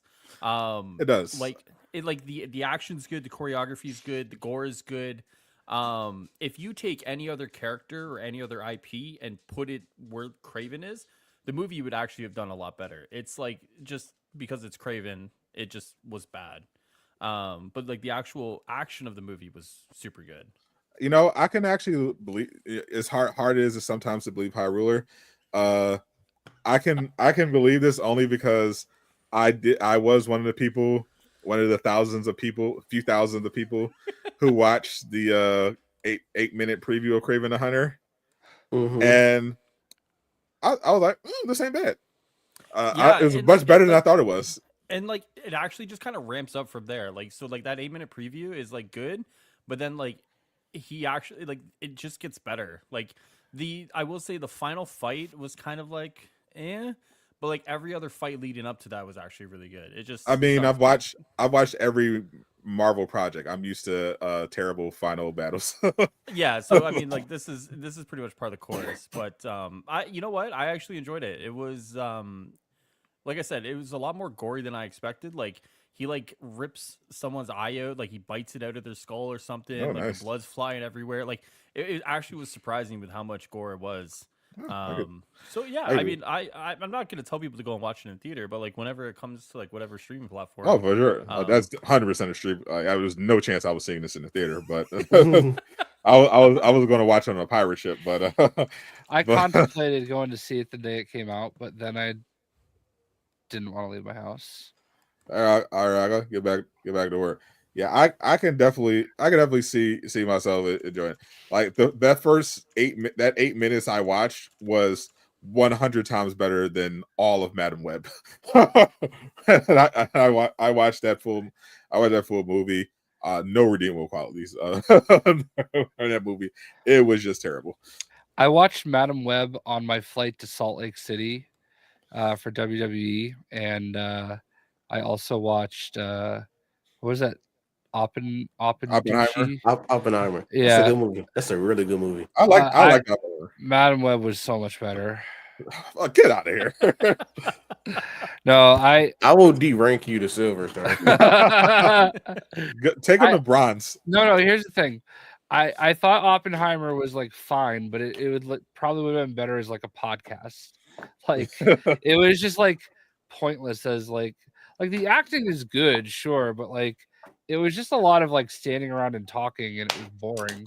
I love And- standing. I love intense standing around talking Yeah. things. Yeah, but I will say we're built different. We're built different, Jay.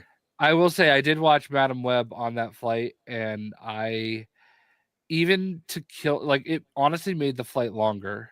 Like usually you watch things to like make the time pass. It literally made the flight longer, and some of that was filmed in my city.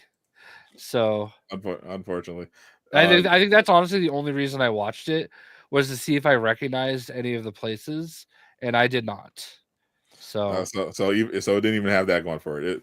no. I thought based on the trailers, like this was going to be one of those movies is so bad that it's actually kind of entertaining because it's just funny and still doesn't take itself seriously. Unfortunately, like the Fast and the Furious movies, like they're all bad, but Whoa. they're All of them? the only Fast and Furious movie you can legitimately say was like a decent movie is the first one. 2. And Too Fast, Too Furious was okay. It was okay.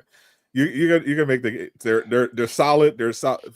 The first one is good. I'll say good. Second one is solid. The Tokyo Drift is dog shit. The rest are just kind of they're just kind of the same movie.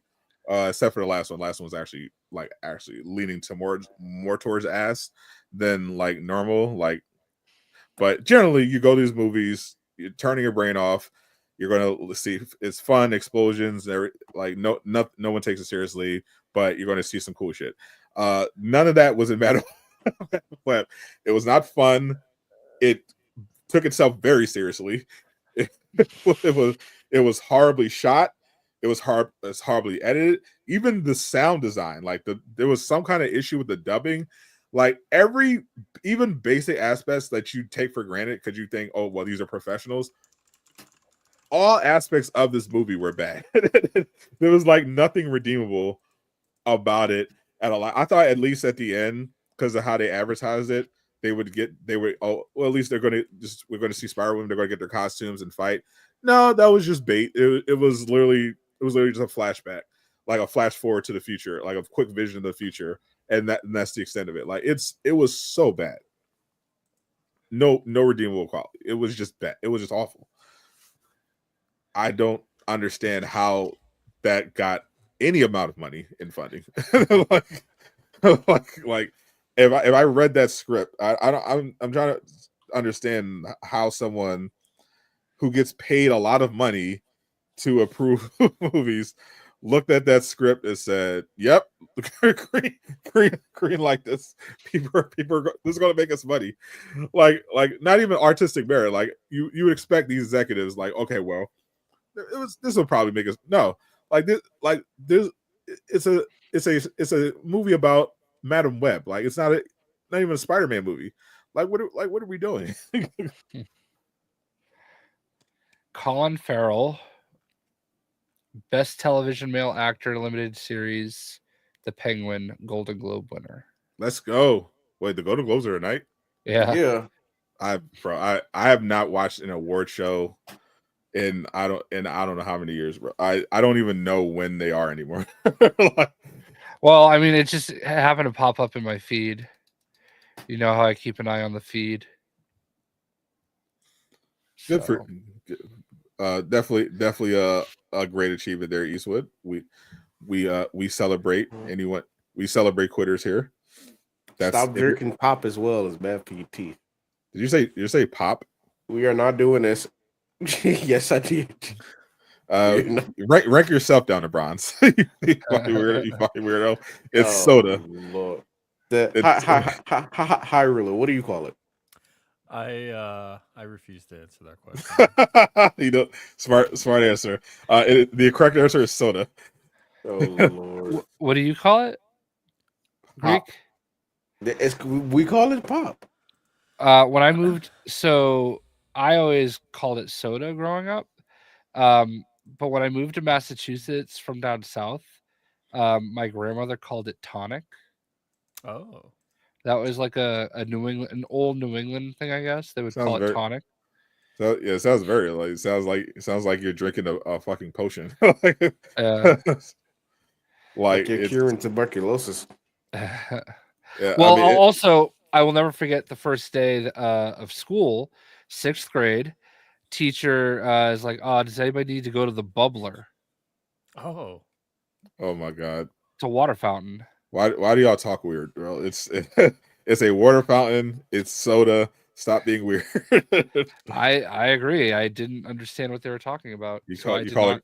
You call it crack. There the actual name is Four Loco. Do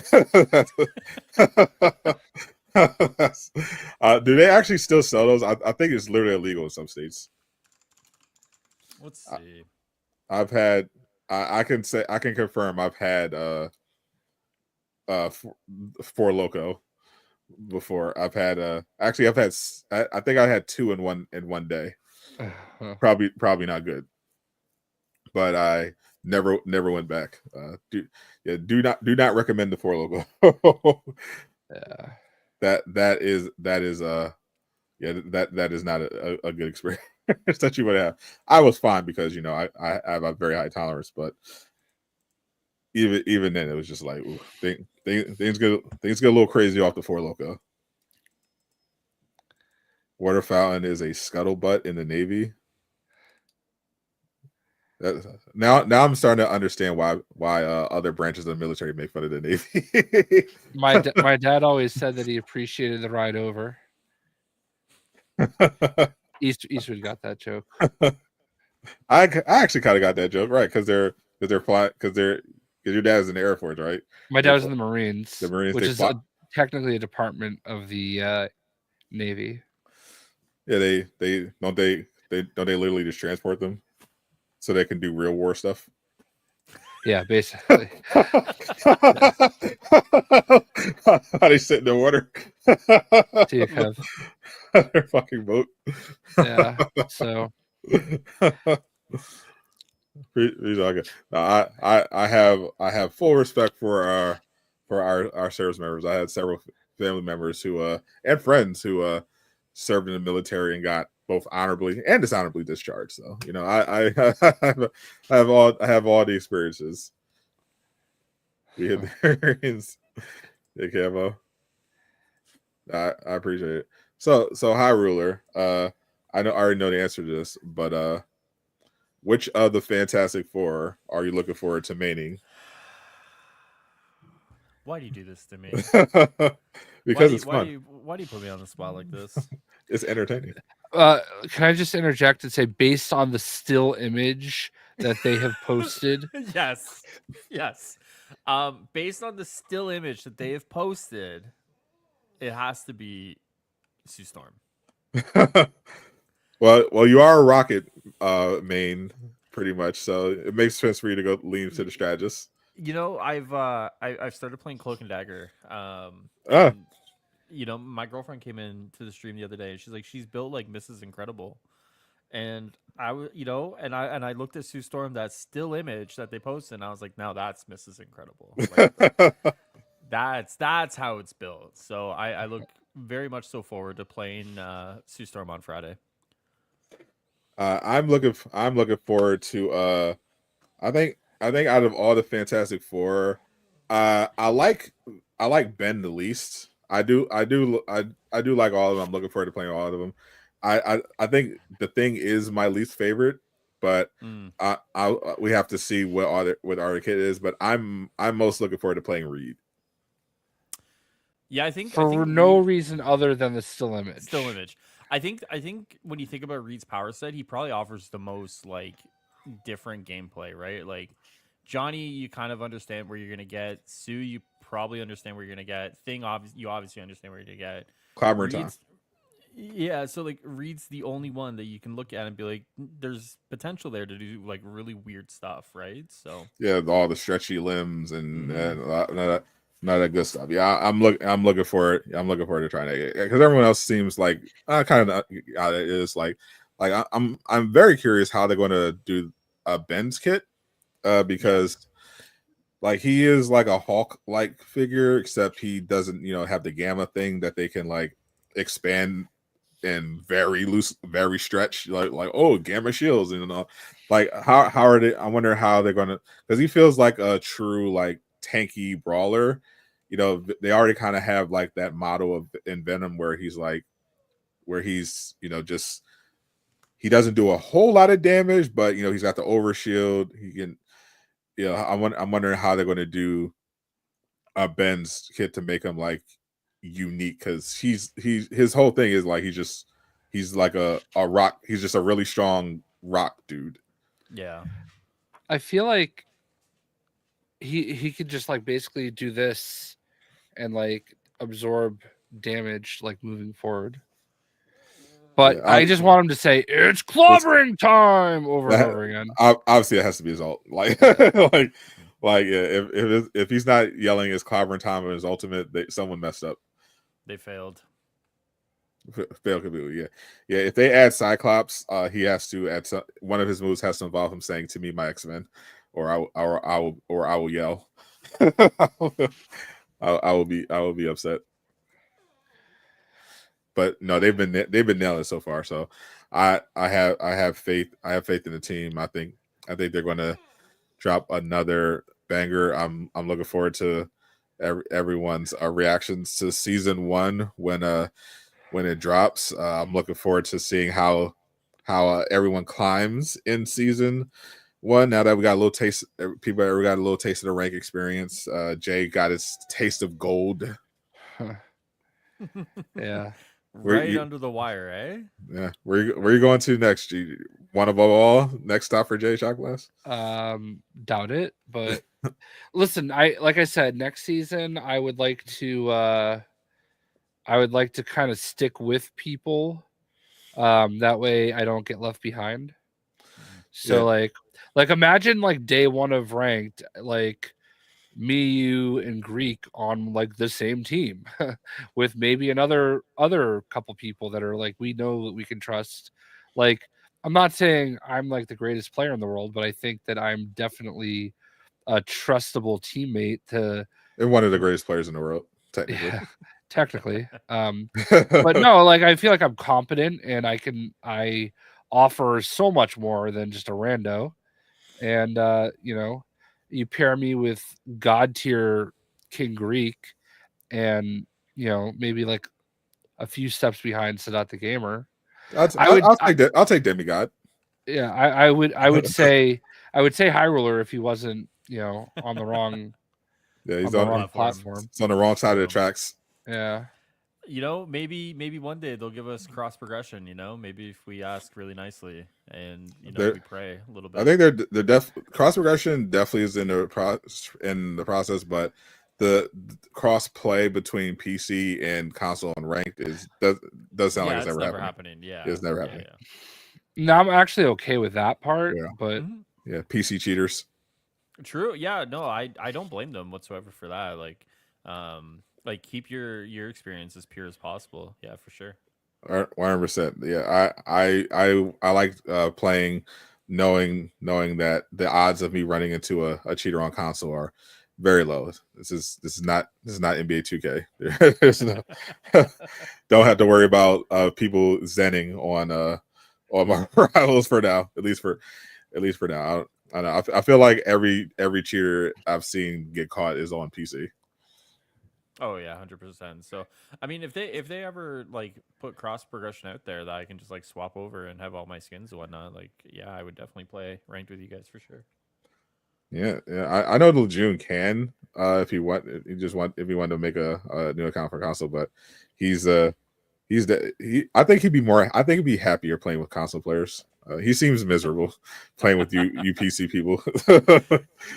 Just sometimes watching him and just watching someone else just be as miserable as I am sometimes, it's just a very cathartic experience, like I there's some days, like I'm going to be honest with you guys, I smile on stream, but inside I'm ready to snap. Like I am 2 seconds away from screaming my head off, right? Yeah. And then I watch Lejeune and he's actually screaming his head off. I'm like, oh, that's nice. It feels good to watch it, It does. I enjoy living kind of vicariously through Lejeune because I want it helps my own crash out tendencies. That's why it's been a while since I need to catch up on Lejeune streams because it helps me stay, it helps me understand. Like, how they say someone always has it worse. Yep. I think he's on vacation right now, though. He told me he was on vacation still, so I think I would expect him to come back this week, but I'm not 100% sure.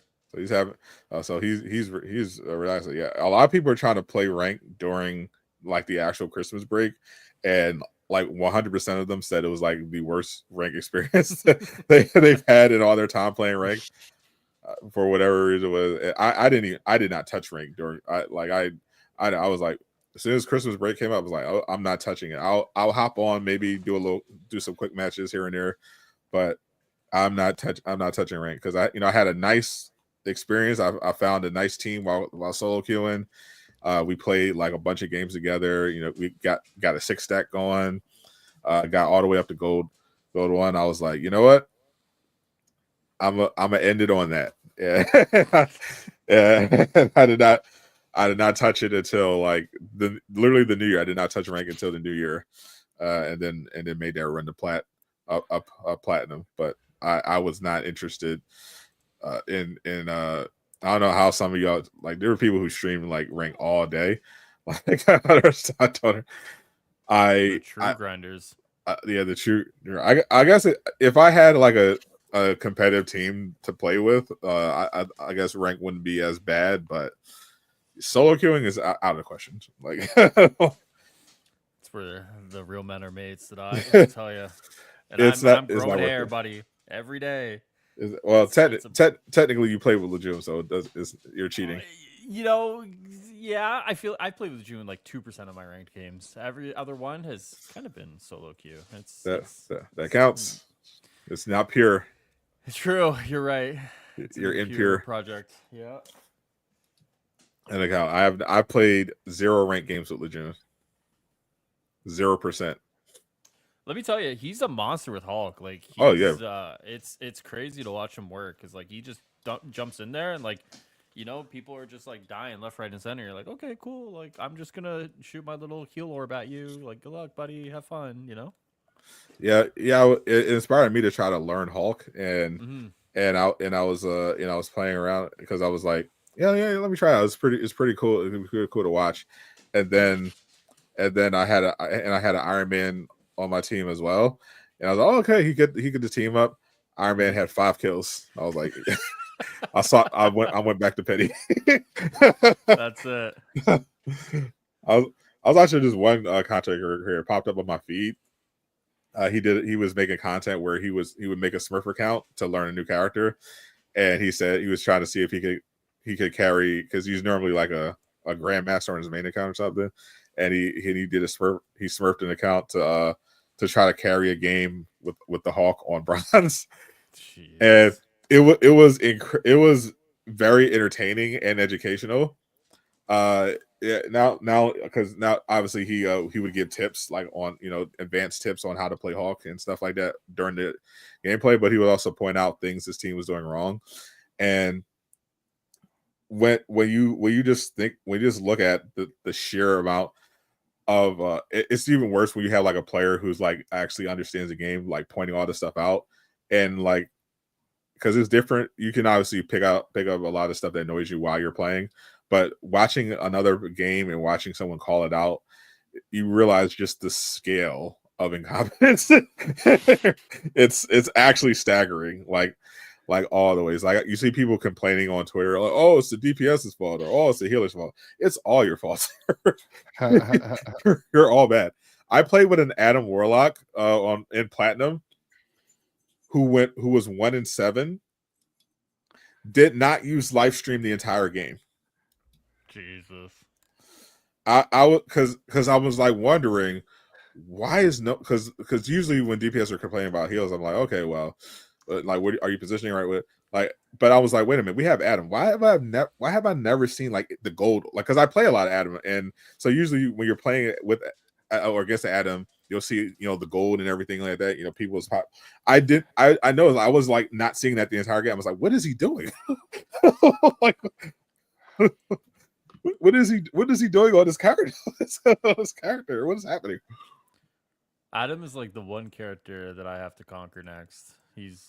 Everyone's like, like swapped Adam. I'm like, I don't know how to play this character. So that's my next hurdle, I should say. There's a video out saying Marvel Rivals Hero Season 1 canceled. Canceled. Wrap it up. It's Season over. 1, all of Season 1 is canceled. That's what the Done. video. I would say go to that video on YouTube. There should be a tab. There should be like a triple dots. Click on Do Not Recommend, Fake and news. it'll remove it from your homepage, and you will not get any more notifications from that creator on your feed. Save you a bunch of time. Oh, is this people like I don't know what the video is. This people like crashing out, thinking certain characters are coming or not coming or whatever. It's probably what it is too. People are, like the whole. I feel you guys talked about it a little bit, but the whole situation with season 1 and all the information and misinformation is crazy. Like yeah. As loyal creators, we're not going to talk. We're not going to showcase or talk about the leaks. But I will say, do not definitely in this case, do not trust anything that's not coming from official sources, Right. because there are a lot of people spreading misinformation for clout. I will also tell you for $10 million, so I don't have to take a Mike Tyson punch. So consider that, guys. Yeah, 10 million. if you have $10 million, that is the price for getting the real Marvel Rival leaks out of High Ruler. True. Just remember, I need it wired to my bank account. I'll give you all the information. Not half now, half after. No, I need it all up front. You need the whole. I'm good for it. You know, He needs the whole. He needs the whole 10 mil. Yeah, exactly. Not letting someone scam me out of $5 million. Are you kidding me? It's insane. True. I mean, what can you even buy with $5 million? You can't even buy a Happy Meal with $5 million. That's right. It's inflation. You know, like my dollar is worth nothing. It's like I live in Venezuela up here. It's crazy. Yeah, Canada's the worst. Like the PlayStation 5, people are crashing out because the PS5 was $700 in America. It's like $20,000 in Canada. It's insane. I paid $10,000 tonight for my new GPU. It's crazy up here, man. Free healthcare though. Well, yeah. That's the only good thing about Canada. You are not going to sit here telling me that free healthcare is not free. I mean, it's free. I work in healthcare, so I could speak to it, but by speaking to it, I also dox myself, so I rather not. But that's more complicated than it seems. So yeah, there's a we'll say there, as someone who has dabbled in the healthcare situation, as someone who has had a lot of run-ins with the American healthcare system and exploring abroad, there are trade-offs with free healthcare countries. That's why a lot of Canadians who have free healthcare come to America for healthcare, migrate to America for healthcare treatments, because there's a lot of stuff you can get, guaranteed treatment for. There's other stuff where you basically have to come, because one of the problems with certain socialized healthcare systems is that it creates extremely long waiting lists for stuff. So whereas in America, it's more of an issue of, do you have the coverage? Do you have the money? But you can get anything. You get all the best treatment anywhere in America. But it can you afford it is the question. Whereas in some other places, it's like, okay, we can if you break an arm, whatever. But if you need certain surgery, you might be waiting 6, 7, 9 months, or something crazy like that. So people will literally just travel to another country, or in the case of Canadians, slide on down the border and get some treatment. Yeah, I don't think the Kenyans are doing that. Without going into too much detail, like out east in Eastern Canada, there's like a big wait depending on what you're looking for. Like if you need a certain test, you need a certain diagnostic image done. There's a huge issue with that. Across Canada, there's huge issues with like family physicians getting a family doctor. It's yeah, like I mean, I'm lucky I have a family doctor, and I live in like the most popular part of the country, so He's like whatever. he's basically Um, drowning in privilege. Yeah, like literally I am. But like if you go out to like any rural part of the country, like you're super fucked. And like I said, without going into details, like the problem is like trying to incentivize doctors to go out there. It's tough. So Yeah, there's no currently I know a perfect system. Yeah, there's always going to be some trade-offs. America's system is like kind of the worst of both worlds in a way. In terms of how it works, is like it's got like the ruthless capitalist side, but also a lot of it is like heavily subsidized and socialized, which massively drives up the price. So it's kind of just fucked in every direction over here. But we do have if you can afford it, I mean you can get the best of the best.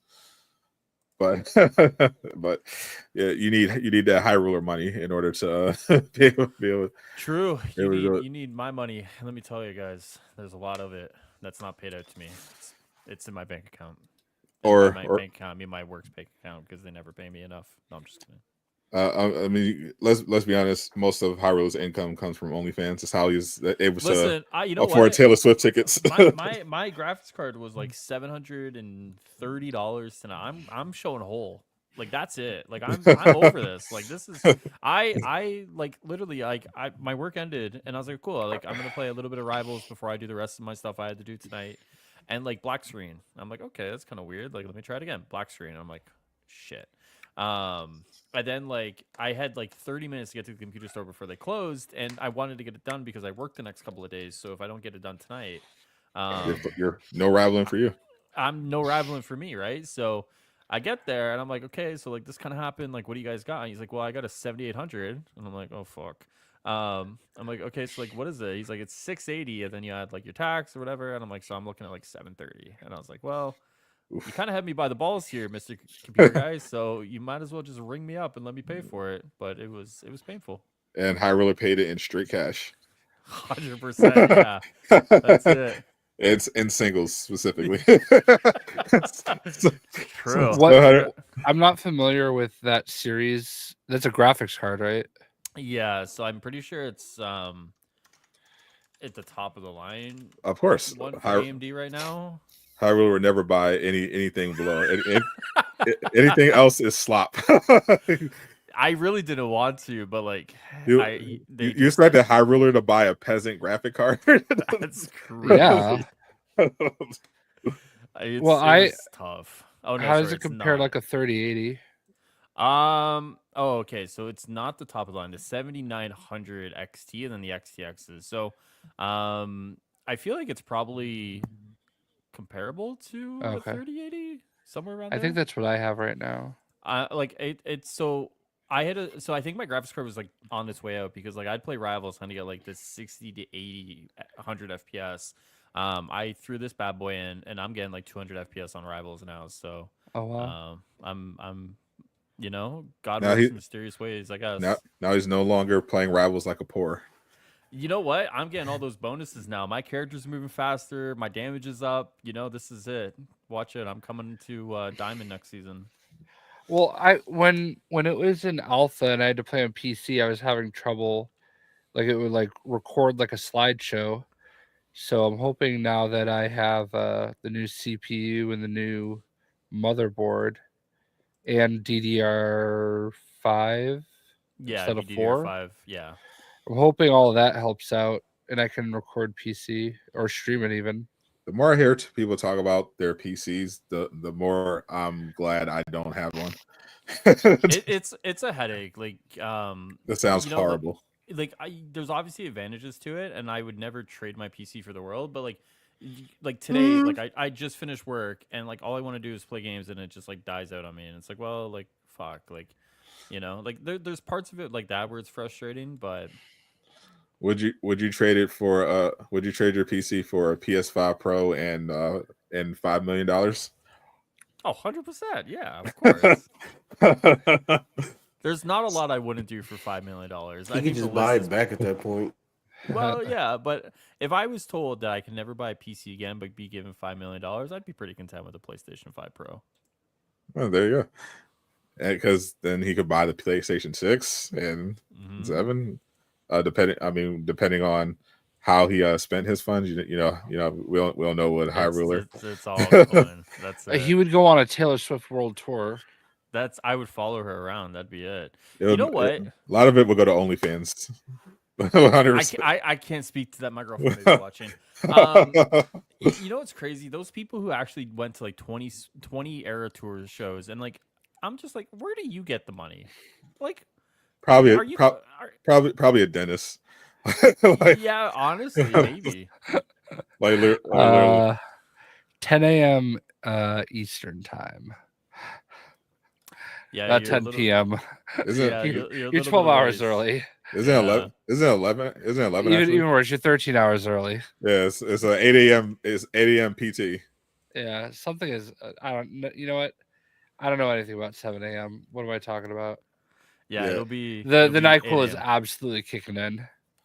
Yeah. I'm sure. I know there's some wacky times going around on the internet. All the more reason to only trust official sources and reliable creators like us. But it's literally on their Twitter page. It's literally the twin message on Amara Roberts' Twitter. 8 a.m. PT. That's 11 a.m. stream. So I'll probably go live at 10, and we'll do a little fun countdown to the world premiere. And then I'll do a live reaction. That's a good idea. I'll go live at early, playing some games, and then when the trailer comes out, Time to get the platinum, Jay. If I wake up early enough, I'll play some games with you. If I wake up early enough, I'll play some quick play. I'm not trying to play platinum on stream. Yeah, quick play. I'm not trying to crash out on stream. We gotta get you to plat before High Ruler gets to diamond. No, I'm done with rank for the season, so that's the next season. I'm retiring from rank until the new season starts. I am literally 17 points into gold, and that is all I need. I am good for the season. I'm like 60 points into plat 3 after grinding like for like 2 hours because I could not get consistent. Like, I could not get a win streak going because they would literally always give me like the worst team possible right after I won a game. I just got a certain point where I was just like, you know what? The pools are just bad. like this is I don't know what it is. It's a Sunday. Maybe it's a Sunday. I don't know what it is. But yeah, plat is just not. Oh, I see why you thought that. One of the rival leaks Twitter with 147,000 followers. January 6th, 7 p.m. Pacific time, season 1 trailer. Yeah, that's completely wrong. It's literally on their Twitter, on the Marvel's Twitter. 8 a.m. Yeah, how do you get that wrong? Like, you can just like they literally don't check anything. Yeah, it's brutal. Yeah, you'll get all your information on the Fantastic Four from official sources tomorrow. Yeah, we're not gonna speculate on what's gonna happen. We know, so we can't really discuss that. I'll tell you what, next Sunday's after show should be a banger because we'll have not only a whole week of news, new stuff, but possibly other stuff. So yeah, like a special guest stuff. Oh yeah, or do we have a special guest next week? Could, maybe, we'll see. Oh yeah, that's all. Anything's possible. Now I feel like Kevin Garnett. I'm a little on the edge now. Can you guys like give a hint, a tease, like booty cheeks? Booty cheeks. Yeah. That's just something inconsistent. That's just something Jay randomly says whenever he thinks of Squirrel Girl. I'm gonna be saying about someone else soon. Jesus Christ. Oh, tomorrow is gonna be. Remember the reaction to Stellar Blade, I feel like that we're gonna see some Stellar Blade tomorrow. Some Stellar Blade like responses. Yeah. Lots of tweeting with one hand. A lot of Lots of one-handed tweets. lots of one-handed gaming. A lot of bookmarks. A lot of bookmarking. I don't think it's gonna be that bad because, to be fair, Stellar Blade did cause a whole controversy that ended up getting. It did cause a whole controversy that ended up getting a patch in game. Yeah. Oh yeah. Because the Gooner game, what was like 1% not Gooner enough on like 20 outfits, and so the Gooners crashed out, and we're like saying they're going to boycott the game unless they restored the 1 inch of fabric to the one outfit where her butt was already hanging. And that was serious. That was a serious thing. They were actually serious. This is a real complaint. Jesus Christ. Which is insane when you look at all the other outfits in the game, even that one, and even the new ones like the Near Automata outfit, like from like these absolute weirdos, bro. Holy, they will never be satisfied. It's just creepy. And the funniest thing, I'll never stop reminding grifters about this, is as much as they bitch about games are woke and women are ugly now, never forget Stellar Blade sold less than Suicide Squad. Whenever a DI shrieking grifter yells about modern audiences, remind them Suicide Squad outsold Stellar Blade. Oh, but it was only on one platform. It outsold Stellar Blade on that one platform. Even if you remove all the other platforms. Well, you don't know what the real numbers for Suicide Squad are. It lost $200 million. we know what the rankings were, and they were above Stellar Blade. Yeah. Considerably. like it's crazy. Like as much as they were hyping up a Gooner game, finally they did not show up, or not many of them showed up comparatively to what we thought. Like based on how they were hyping it up, you thought it was going to sell like Wukong did. Just for Wukong to, not winning the Game Awards and the whole community, throw a goddamn hissy fit. Which I mean, if you actually thought that Black Wukong was going to win Game of the Year, you're a moron. I'm sorry. Like at the Game Awards, like you're out of your mind. Like you should not have had that expectation. Like it was they should have just been content that it got nominated at all. Like it was a relatively down year, because usually with the Game of the Year in particular, they like to only nominate games that have like a 90 or above Metacritic score. Like that's like usually the threshold. They'll like reserve a spot for like one game, sometimes like in the high 80s. Like for last year, that was Alan Wake 2, which they snuck in there because it was like very very experimental, out there, whatever, artsy bullshit, and it had like an 88. It launched with like an 88 Metacritic score. Everything else was like a 90 or above, and this year they didn't have that many to choose from unless they wanted to throw in more indie games, which obviously they don't want to do that. So they had the obligatory Balatro inclusion. Then the rest they had to kind of sacrifice a little bit by throwing in some 80s. But obviously, if you were just following, like, of course, the game with like the 96 Metacritic score fucking won. Like, what are we talking about? Like, what are we even talking about? Like, of course, Astrobot was going to win. Don't talk sense to that. But the gameplay.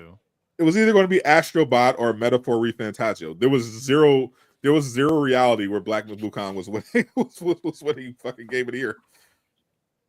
But the visuals, Sadat, the graphics. The graphics of it. I would say Astrobot, was a beautiful game. Metaphor ReFantazio, gorgeous art style, banger music. I did finally play Wukong. I did a stream of it on my second channel. It was okay.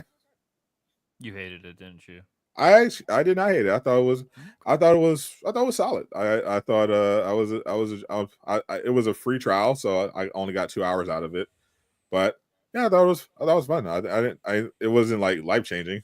And the how way much did Grums pay you for this opinion? Grums can't afford me. He owes child support and taxes. That man's game is that's His tough one, but his vaporware bro's been grifting. Bro's been scamming his audience for 8 years off that's this game. a tough one. Off this game, it's been 8 years since he's raised well over $500,000 for this game, and he doesn't even have a demo to show for it. I think you know what? If that can happen, I can raise money. You can raise money for it. You literally. I think you legitimately. If you said, you know what, I'm gonna make my own culture war or whatever bullshit game. The AAA industry is bad. You know, blah blah. You do that whole spiel. I think you could start that campaign and finish your game before Grums' game gets a fucking trailer. I'm pretty sure, like, I could probably just use like Chat GPT to like code the game too, right? Like, You literally could. There's ways to do this. Like I was actually seeing tutorials where people are making games, like simple games, but actual games using AI, just AI prompts. And like there's AI where you can create 3D worlds now. Simulate Unreal Engine. You can get all the code stuff from ChatGPT. Like I think if you actually legitimately put your mind to it, High Ruler, I think you could actually make a game yourself, like convincingly, just using like AI tools, and get it out before Grums I does it. code a game using you? Okay, let me ask. Oh, something went wrong. Oh, hold on. That's never a good start here. I guarantee Hyrule might be on the poor version of ChatGPT. Hold on. I actually paid for it because I wanted to see what the rich people live like. Is there any difference? Like any like real noticeable? You get like you get like more uses out of it, so you can do like more shit. But yeah, you get way more uses. Yeah, but I mean, like, I know there's a lot of people who use it for like their like jobs or whatever, like legitimate like uses there. But I basically treat it like my personal assistant. I use it to edit my scripts. It writes my YouTube descriptions. Yeah, that's what I've been using too. I used to get these emails about God, there used to be these people who'd email and be like, "Your SEO sucks. Let me help you." And I'd be like, "Well, fuck, guys. Like, I don't want to fucking pay you or whatever." So I was like, "All right, how do these guys like realistically do it?" And like they're all using ChatGPT, so I just let ChatGPT do it, and I just copy and paste. And ever since I started doing that, I've not gotten a single email. So suck it. Exactly. Yeah, you'll need it. Last show was literally made by one guy who was trying to put together a portfolio. Like he wanted to get a job in gaming, so he just threw together a game to have on his portfolio to when he applied to studios, and that game ended up being fucking Balatro. That's insane. I think last I heard, literally multi-million copies. So one of the biggest games of the year. Crazy success story. Yeah, while Howard's learning how to program games, what do you think of the Snyder Cult versus James Gunn fiasco? The latest war in the battle between the cult and civilized society is over Jason Momoa being cast officially as Lobo, as we all said had to be the only acceptable outcome. Apparently, I actually saw that it was actually hilarious and cringe at the same time. I was going through the DCU subreddit, and someone had made a post, and it was a kind of I guess ostracized Snyder cultist, like 100% still a massive Zack Snyder glazer. Still to this day wants Justice League 2 and 3 from Zack Snyder. But even he was like going through, like realizing he was literally just hating James Gunn and everything he did, because just without giving it a chance, just because it was not Snyder. And he was like, and his wake up call was when they were like shitting on Jason Momoa, calling him a traitor because he joined the DCU as Lobo.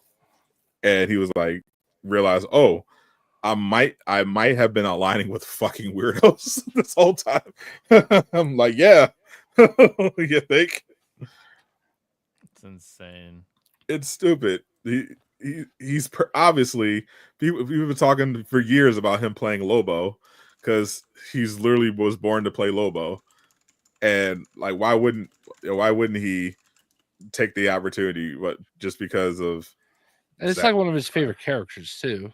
yeah, like why the fuck would you think he would turn that? You think he was going to turn that down and say, I'm not going to play it unless Zack Snyder's like, no one gives a fuck, bro. Like, come on, get over it. It's over. The Snyderverse is over. Let it go. It's these people who like they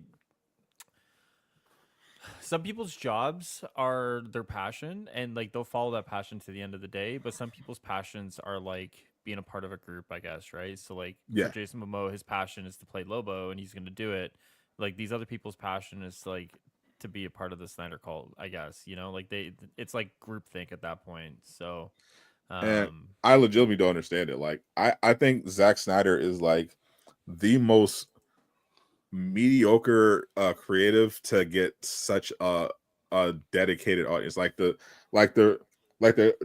contrast between his talent level and the amount of like just rabid adoration from his fans is actually just insane.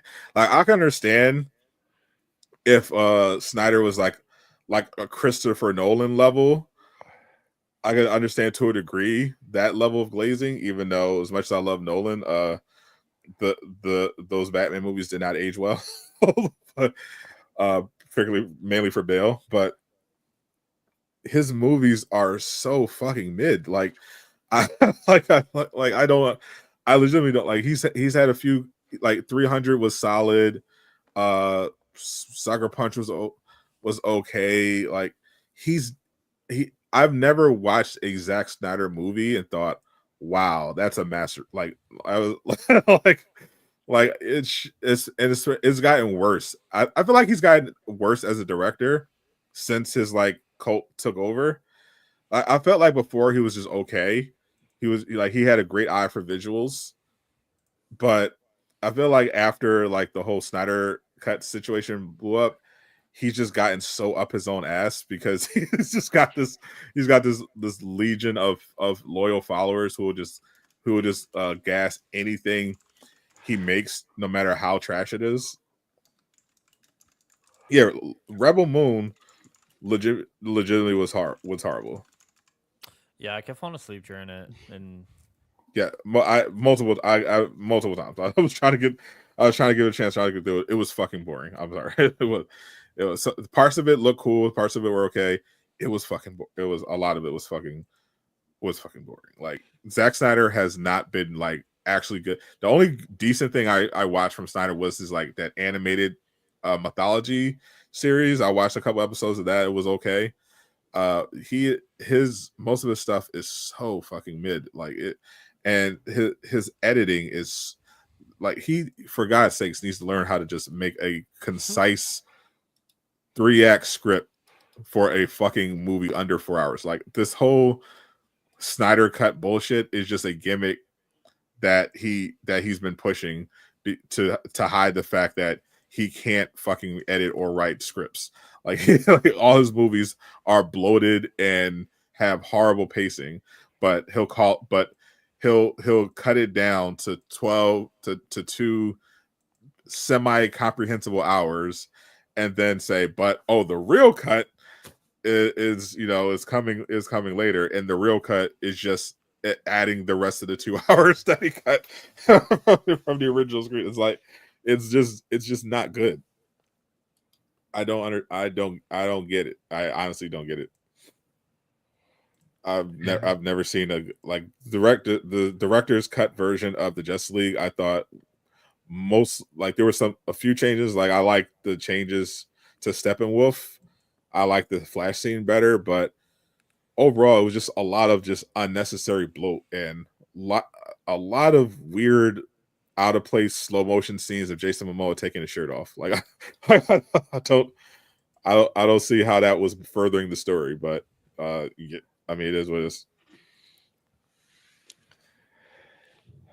Twilight God and Remo are literally the same story, just in two different settings.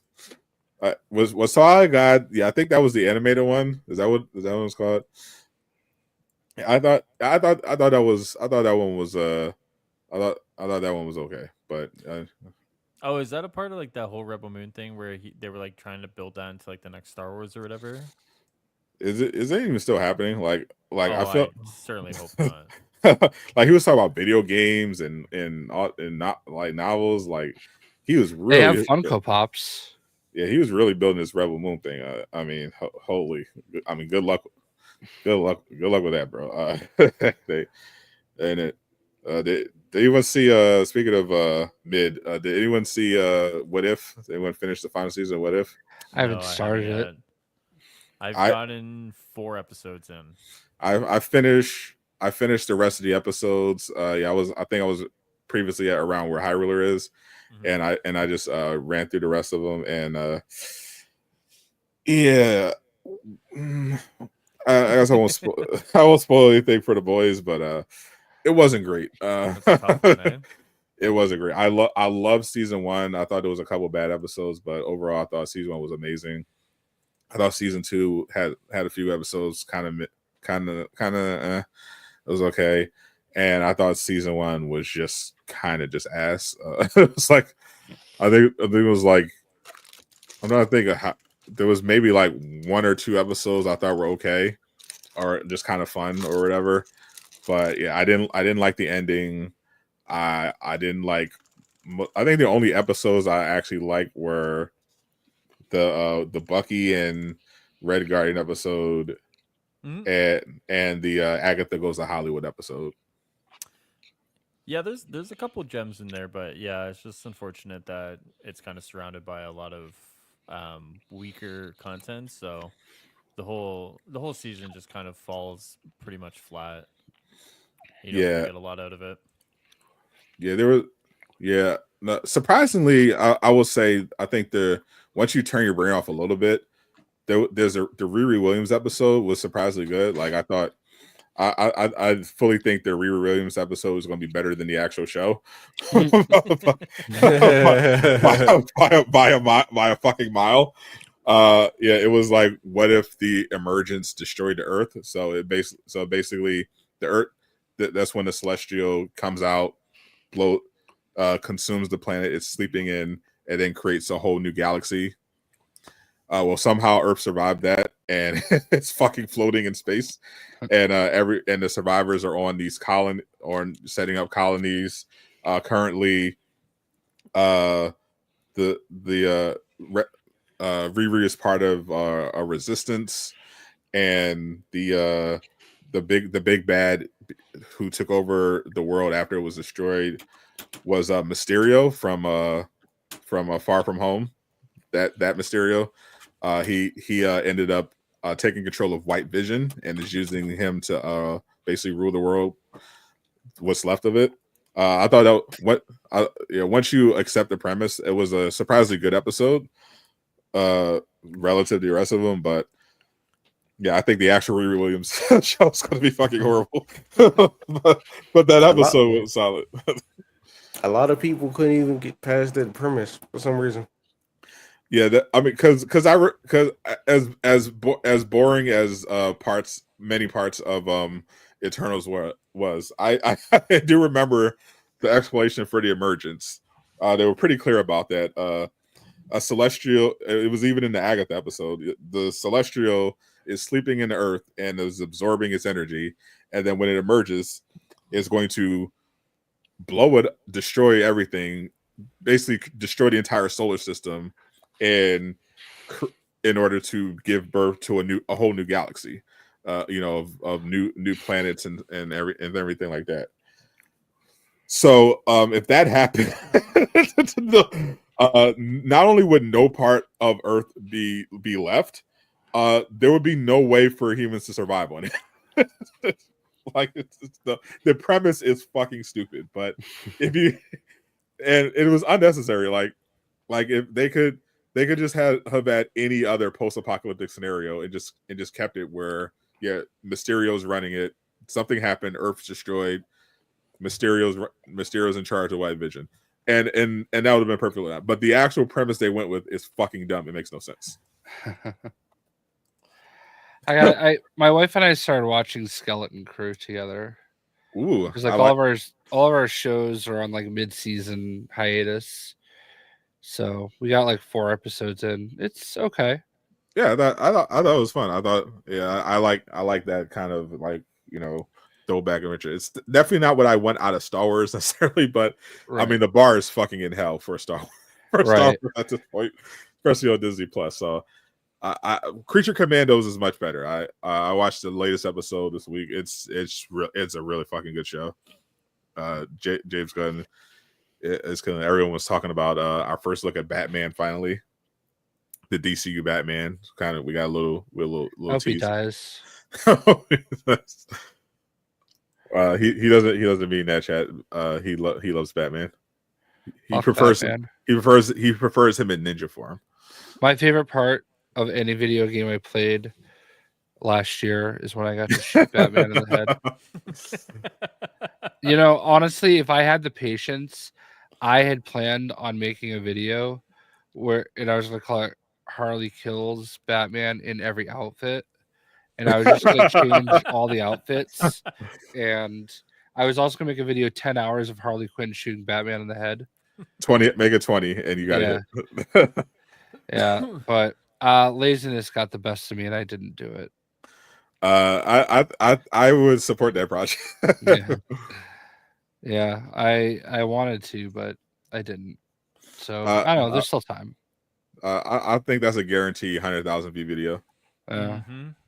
I mean, the comments section would be a war zone, but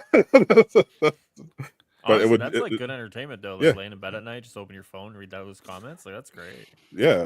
What is it? I don't read the comments past 3 days. I'm just at that point. I have too many videos. I have like 11,000 videos. Jesus. I do not read comments anymore. I have 1.2K now, 1.2K videos now since I started, and I read most of the comments. Oof.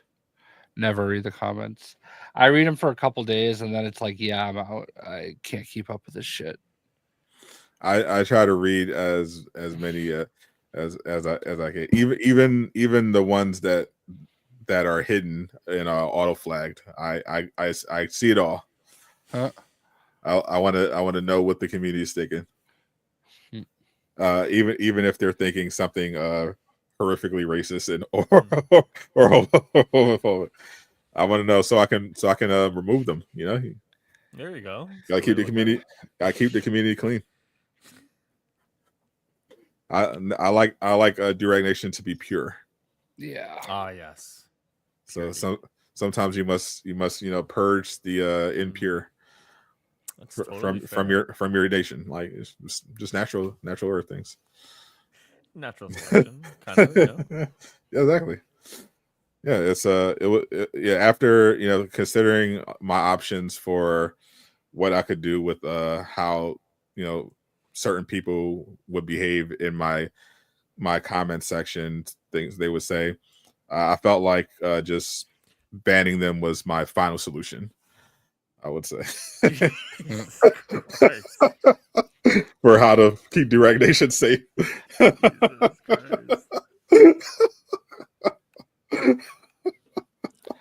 From my experience, banning people doesn't make them go away. Oh yeah, some people are very persistent. They will make literally thousands of burner accounts. Yeah, but feel like the Reeves Batman would die or die fighting. I think he's James Gunn has shot down the idea of him joining the DCU, but was it? Yeah, maybe they'll just end it just on a cliffhanger. Maybe he'll die. I could kind of see it going either way, but I I think there was I heard there was a delay for the Batman 2, so was it like a year, like a year delay? which I really don't think is that big of a deal. Yeah, that's fine. Years. But yeah, we still don't know much about the DCU Batman Brave and the Bold series, but we do know they're doing a Clayface project. Yeah. Which, if it's anything like Penguin, should be good. Mm-hmm. Yeah. At this point, they're getting the benefit of the doubt for me. Penguin, I had no expectations for Penguin, and after seeing that quality, and then the quality of Creature Commandos, I already like Peacemaker. And the Superman trailer, I loved it. I've literally watched it 30 times. I think James Gunn's getting the benefit of the doubt. I think it's going to be good, especially because I wasn't the one project I definitely wasn't sure of was Supergirl Woman Tomorrow. I did read the first comic, the first volume. I thought it was solid, but I like the fact that they're adding Lobo. The fact that they're adding Lobo gives me some confidence in the movie, because originally that Supergirl Woman Tomorrow run was supposed to be like a Supergirl Lobo team up comic, and the editors, for whatever reason, shot it down and said, "Nah, it's got to be just about Supergirl," and it ended up going in that direction. So the fact that they're adding Lobo gives me hope that it might be even better. So it took a man to get you feeling good about that project, eh? Terrible. I mean, yeah. To make it matters worse, the other project that I have no faith on is the Themyscira. I feel like a Wonder Woman show without Wonder Woman in it sounds kind of ass. I'm not gonna lie. I don't like the other premises. Like, okay, a Green Lantern, like a True Detective style Green Lantern show with Hal and John. Cinema, sign me up. Superman solo movie, done. Batman Brave and the Bold, you got it. Supergirl Woman Tomorrow could be good. From what I read, it was good. Wonder Woman show that's basically Game of Thrones but with no Wonder Woman. I don't know about that. I don't know about that one. I don't know about that one, Chief.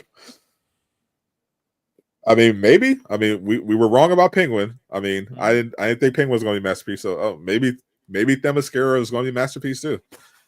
Maybe DC is just going to cook with everything. We'll see. That's what it could be too, right? It's like they just could be hitting everyone out of the park. And I have a question, High Roller. Yeah, what's up, buddy? When did Canada get so bad at hockey? Because the USA just won the gold medal in the World Juniors. So Hockey Canada might actually be one of the most inept organizations in all of Canada. Like, so I've actually worked in some degree with like Ontario Soccer, and then through that Canada Soccer. He's commissioner. And Canada Soccer had like the whole thing with using the drones to spy in, like, was it the last like World Cup or I know what you're talking about, right? Yeah. But like Hockey Canada might actually be like the worst organization for like sports, because not only did they like cover up a bunch of like sexual assault and like rape or whatever, this World Juniors team was like they picked, like, I feel like they left out like 7 or 8 players that like are bona fide like going to the NHL. Yeah. And like the problem is that like as I'm sure you know, Jay, and like people who watch hockey know, it's like very an old boys club, right? And that's Hockey Canada right down to the core. This was probably like the worst iteration of the team, I want to say, in the last like 20-25 years. And like Dave Cameron, who's like the coach, like he's brutal. Like, I feel like I could have coached better. Like some of the answers in his press conference were like downright disgusting. There's just no motivation, there's no leadership, there's no accountability. And Hockey Canada should take every single part of the blame. Wow. Well, congrats to the United States of America for dominating hockey in back-to-back years in the World Juniors. Let's be You know honest. what? though, A golden no- goal overtime. does it count if no one cares about hockey? Everybody loves hockey. Do You they? know what? Ryan Leonard and Cole Hudson are two cap prospects, and they were big in the game tonight. So I'm gonna, it's all good there. I'll take it. Cope. Sounds like some good cope to me. I'm coping. Yeah, listen, silver linings and all that good stuff. Hearing you describe that the Canada Hockey Organization was giving me flashbacks to the USA men's basketball under Larry Brown. Probably arguably one of the worst years ever.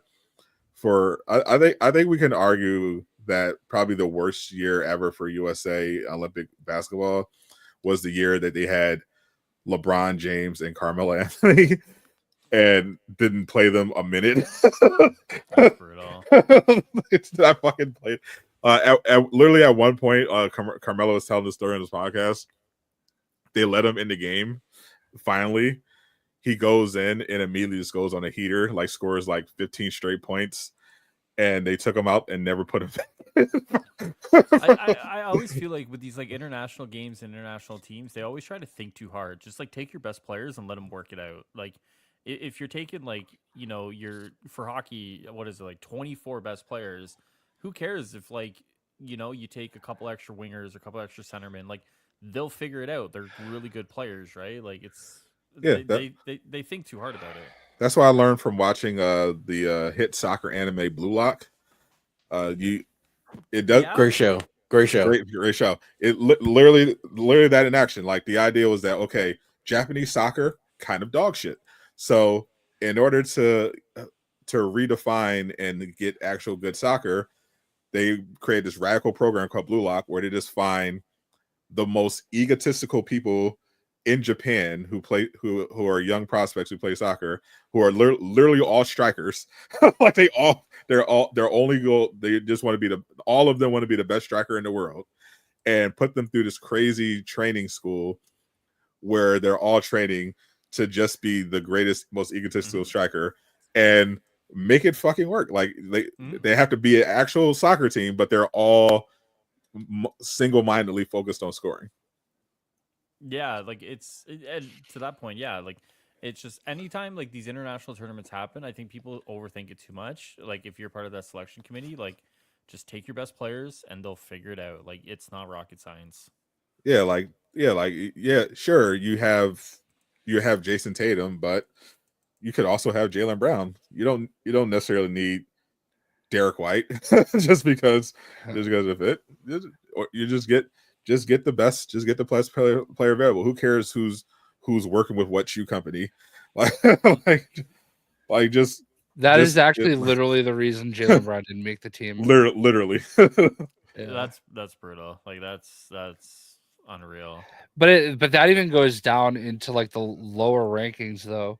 Like a lot of those shoe deals and stuff like that do play a role in who gets picked for these bigger teams. 100%. Like shoe politics is actually very much a thing, and in at all levels of basketball. It's really weird. That is weird. It's like, but that's what happens when you have billions of dollars to throw around. I wish I had deep dish right now. Actually, had chicken wings earlier. Delicious. I actually had bacon wrapped chicken thighs as well. After I became working poor, I had like little finger foods. So if Casual wants to hook me up, I'm not going to say no. Finger foods, he means caviar. That's what working poor is in Canada. That's exactly That's working poor in the part of Canada he said. But it's fuck, true. Fuck is hard times. We can only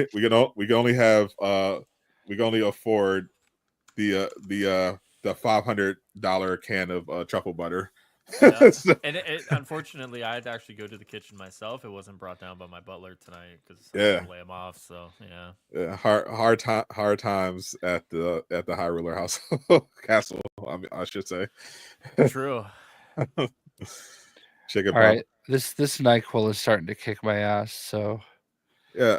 Oh yeah, we're actually I do want to call it before we get too out of hand, because I'm a professional creator and there's a lot happening next Tomorrow's week. gonna be a big day. Yeah, so I want to do some preparations. I got a stream to set up as well. So yeah, get the bed at a reasonable hour, maybe potentially. Yeah, I do want to say I do appreciate Greek and High Roller jumping in and hanging out with us. We always have a fun time. Oh yeah, happy to be here for sure. Yep. Yeah. Oh, and thanks again for carrying J Shock Blast to gold. Oh my God, King Greek is a fucking legend. I'm just here, man. I feel like I've embarrassed him enough today, like by actually giving him praise. So he's just a chill guy. no, I know how it is though. It's some people just have a hard time accepting praise, and I'm one of those people. Not him. Like he's pretending for the content. But behind the scenes, like he's like, yeah, that's fucking right. I'm him. Yeah. All right, cool. So, but appreciate everyone. We'll have a lot more to talk about next week. Yeah. Spoiler: a lot of it will be related to Marvel Rivals. Yeah. So be prepared for that. It's gonna be some stuff. So yeah. Look Tomorrow out. is gonna be a day. It's gonna be a day. So be on the lookout on everyone here's channels. Make sure you're followed, subscribe, notice on all that good stuff. Thank you all so much for continuing to support our goofy little podcast that we started. 100. We're at episode 109. Well, we're well on our way to episode 200. So let's keep it moving. I'm Scott the Gamer. I am not Casual Avenger. Zip it up and zip it out. The enemies call me Namor. Peace. They say Nation. I'm glad Casual is here to hear the new